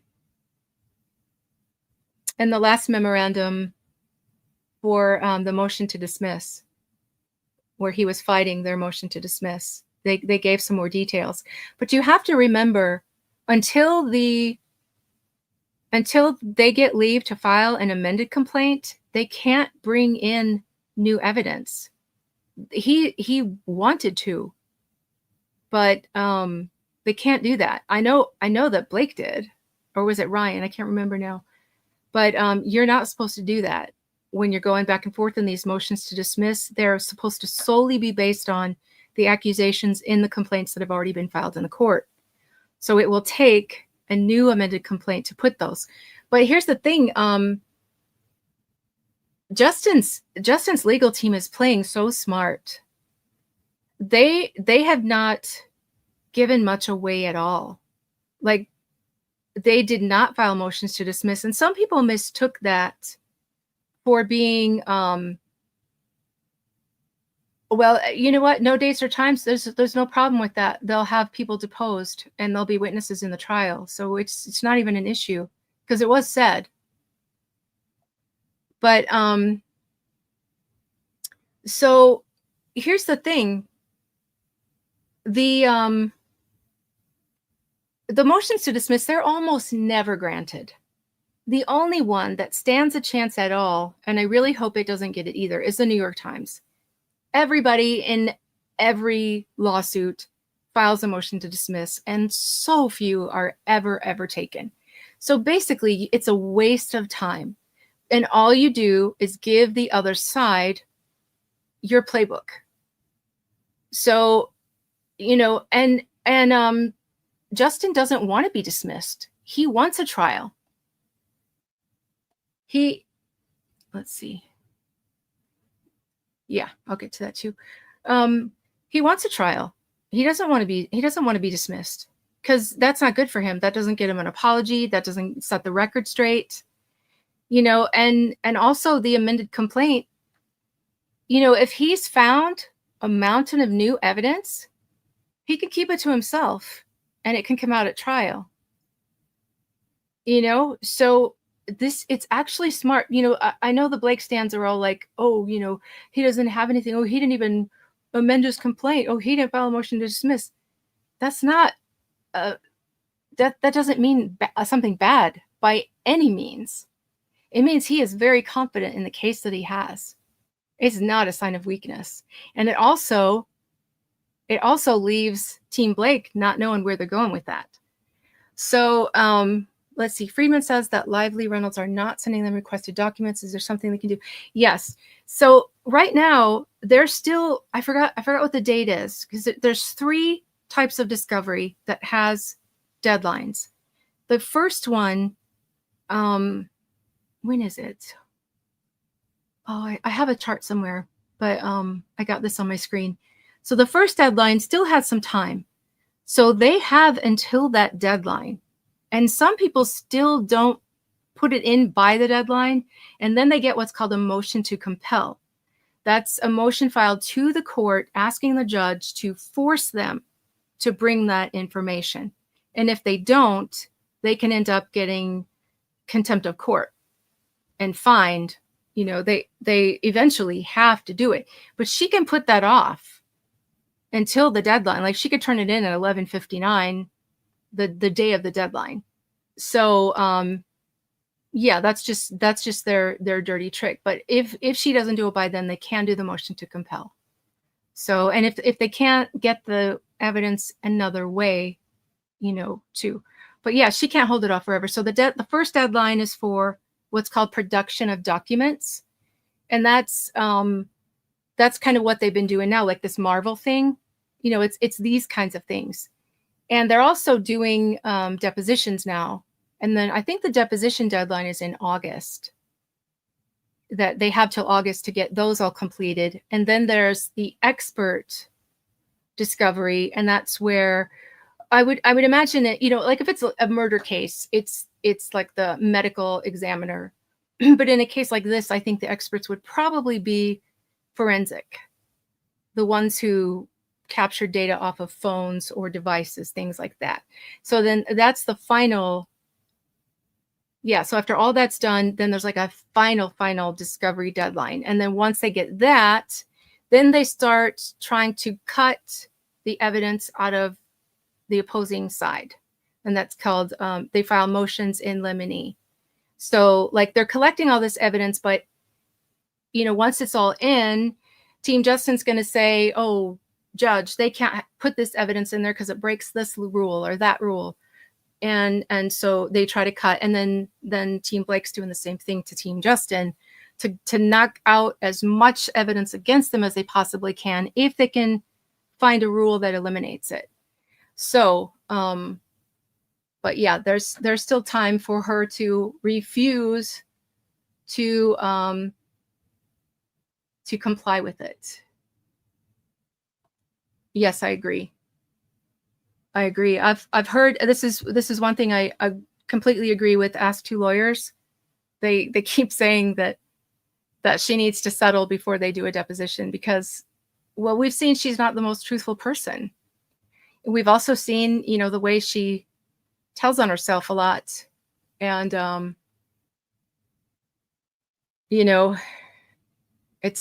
really don't think she'll be, I really don't. And if she lies, it's really bad, because then they take that lie and they show the jury, and they get to instruct the jury that anything else this person says, you don't have to believe. It's really bad. So yeah, I don't think it's yeah, I heard that too, Sabrina.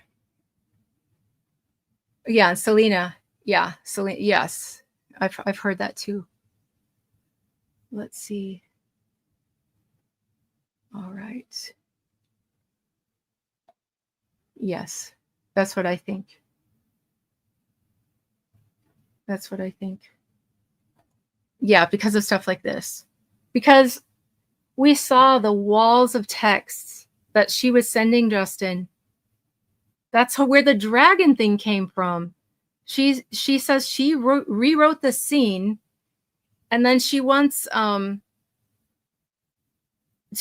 her, he reads it, he's not impressed. So he's like, well, we'll take it into consideration. We'll maybe mix a mix of the two. He's trying to be nice about it.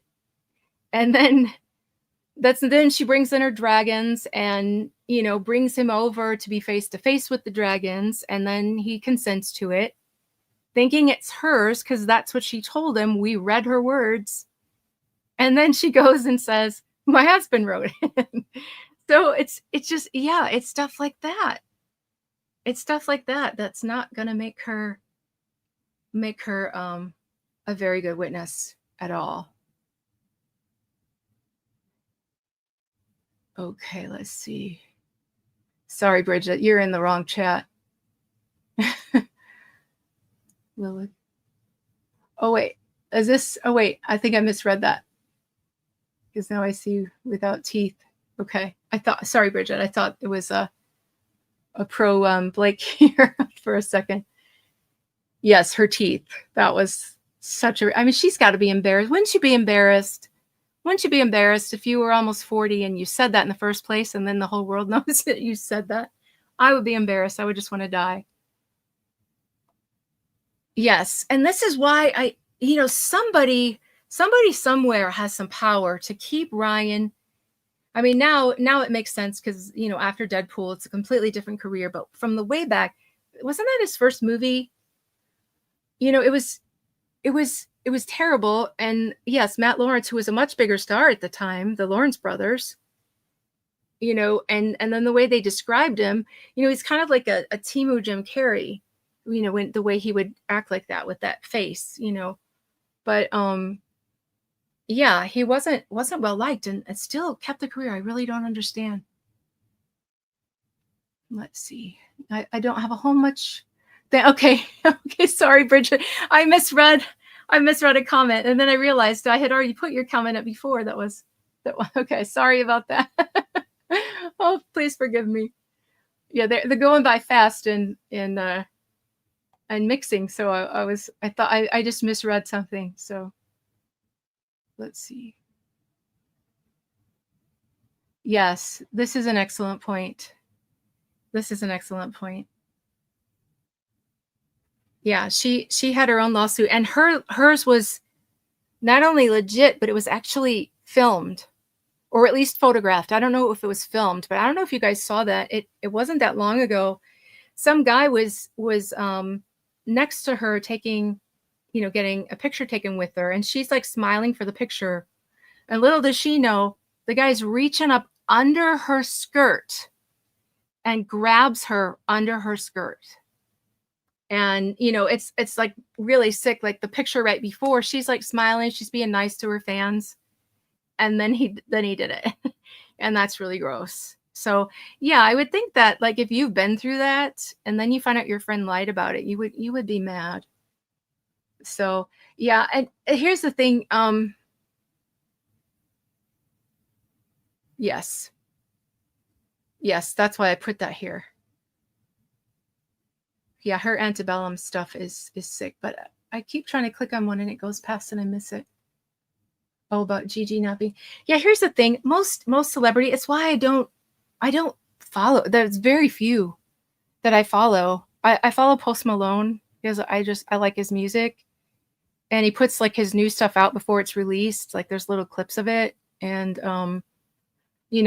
like I said, I still follow Taylor till I don't know, but most celebrities are disappointing. What do they say? Don't meet your heroes because you're going to be disappointed. Most of they don't live normal lives. There's something about the status of being a celebrity that I think it changes people, even if they started off nice. But yeah. Oh, okay. I see what you're saying, that we should be ready. Yeah. I think her first complaint was like she put out all that she had, and she had to draw that back because she never dreamt. He was so smart with once she caused trouble, that man kept those cameras rolling. Not only rolling, he kept himself mic'd. And good for him, because like that dance scene, and not only did she have to change her description of that dance scene once it got released, but it also, I think, was a very good deterrent for her to think twice before she made other allegations, knowing that they're probably on film too. Because I think once he realized she was cuckoo, I think he knew he had to protect himself, and he kept himself protected with filming everything and miking everything. So, I mean, if he was smart, that's what he would do. Just knowing, like, after she gave him that 17-point thing, and then like her and Ryan yelling at him like that, I would completely stay protected. And I think it's so funny when you see like the clips of the filming, he was so done with her. Like he's a good actor. So like while they were in scene, the way, he could make his face look at her like you just were convinced that he loved her. And then it was like cut. And then he just looked disgusted and like couldn't get further, far enough away from her. But, and she would still look like she was, woozy from the kiss, but, my perception might be a little bit skewed from the way I feel about her now. But, wait, here's this one. You know what? I'm thinking about it actually because it's federal and it won't be on camera. I still keep hoping that he's gonna change his mind and allow it for this case, or at least let the audio. If he at least lets the audio, that would be good enough. But if not, the only thing that's holding me back is New York. I'm the oddball who's not crazy about New York. I don't like crowds. But and the hotels in New York can be really awful. Like you pay a fortune and then they're still like yucky. So I think like it's going to be like really hard to get a hotel, and I think it's going to be hard to get in the courtroom. And you know, 'cause it's going to be a lot of like actual reporters, and that you need like real press passes to get in, you know. And if I come in like I'm Cassidy, I don't think they're going to care. I don't think that's going to get me anywhere. Oh, thank you. I call you Biscuit. But I love your name. Yeah, I am very, very ridiculously hard on myself. Always have been. It's why I've always done the videos prepared in advance so that I can edit them, you know, like crazy. I mean, if you guys knew how much time I spent on those, you would be shocked.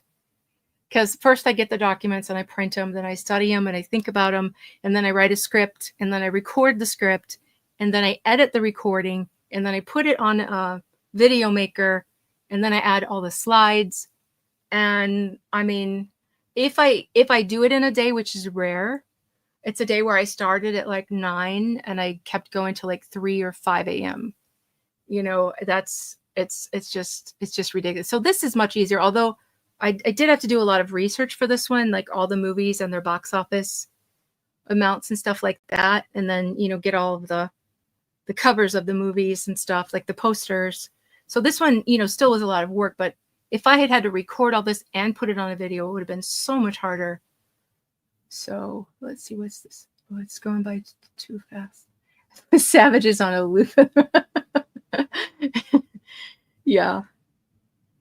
I grew up in Brooklyn. Yeah, sorry if any of you are New Yorkers, and it's my issue. It's my issue. I have a really hard time with crowds, and you know, I've got like off the charts anxiety, and you know, in Paris, like in the States, I won't even ride a subway. I don't know what the difference is, but in Europe, I've taken them, but in Paris one time it was like super crowded. Like normally in the daytime they're okay, but it was just like the wrong time of day.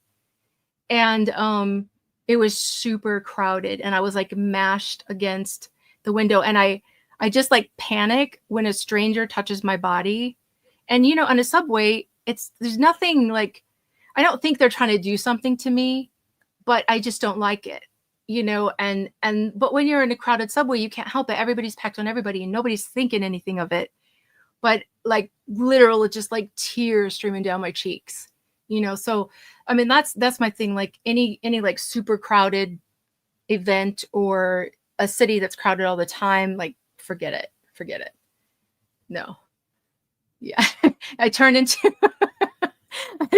a roly-poly. Exactly. Okay. So, oh, Brooklyn. Okay.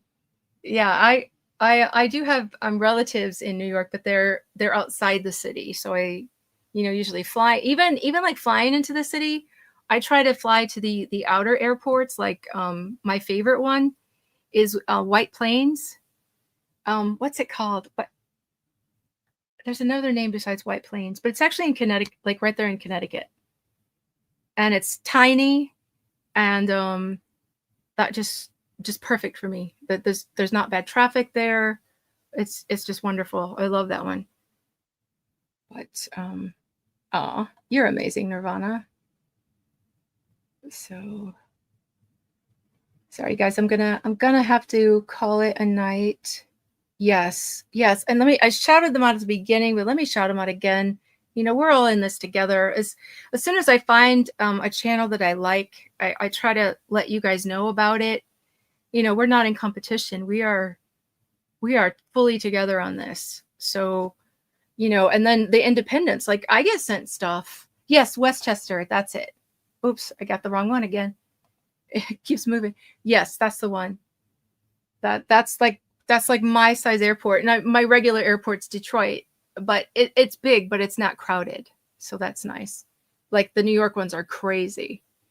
It's for me, because it's me. It's not the city, it's me. So social anxiety disorder. I don't know what it is. I just call myself a weirdo. But oh, sorry. Which one did I? As a Californian, everywhere I go because I never met a stranger. Aw, I wish I was like that. I wish I was like that. I mean, I if somebody talks to me, I'm okay. I can be nice and I like it, but when I'm like in a crowd, it doesn't feel like people to me anymore.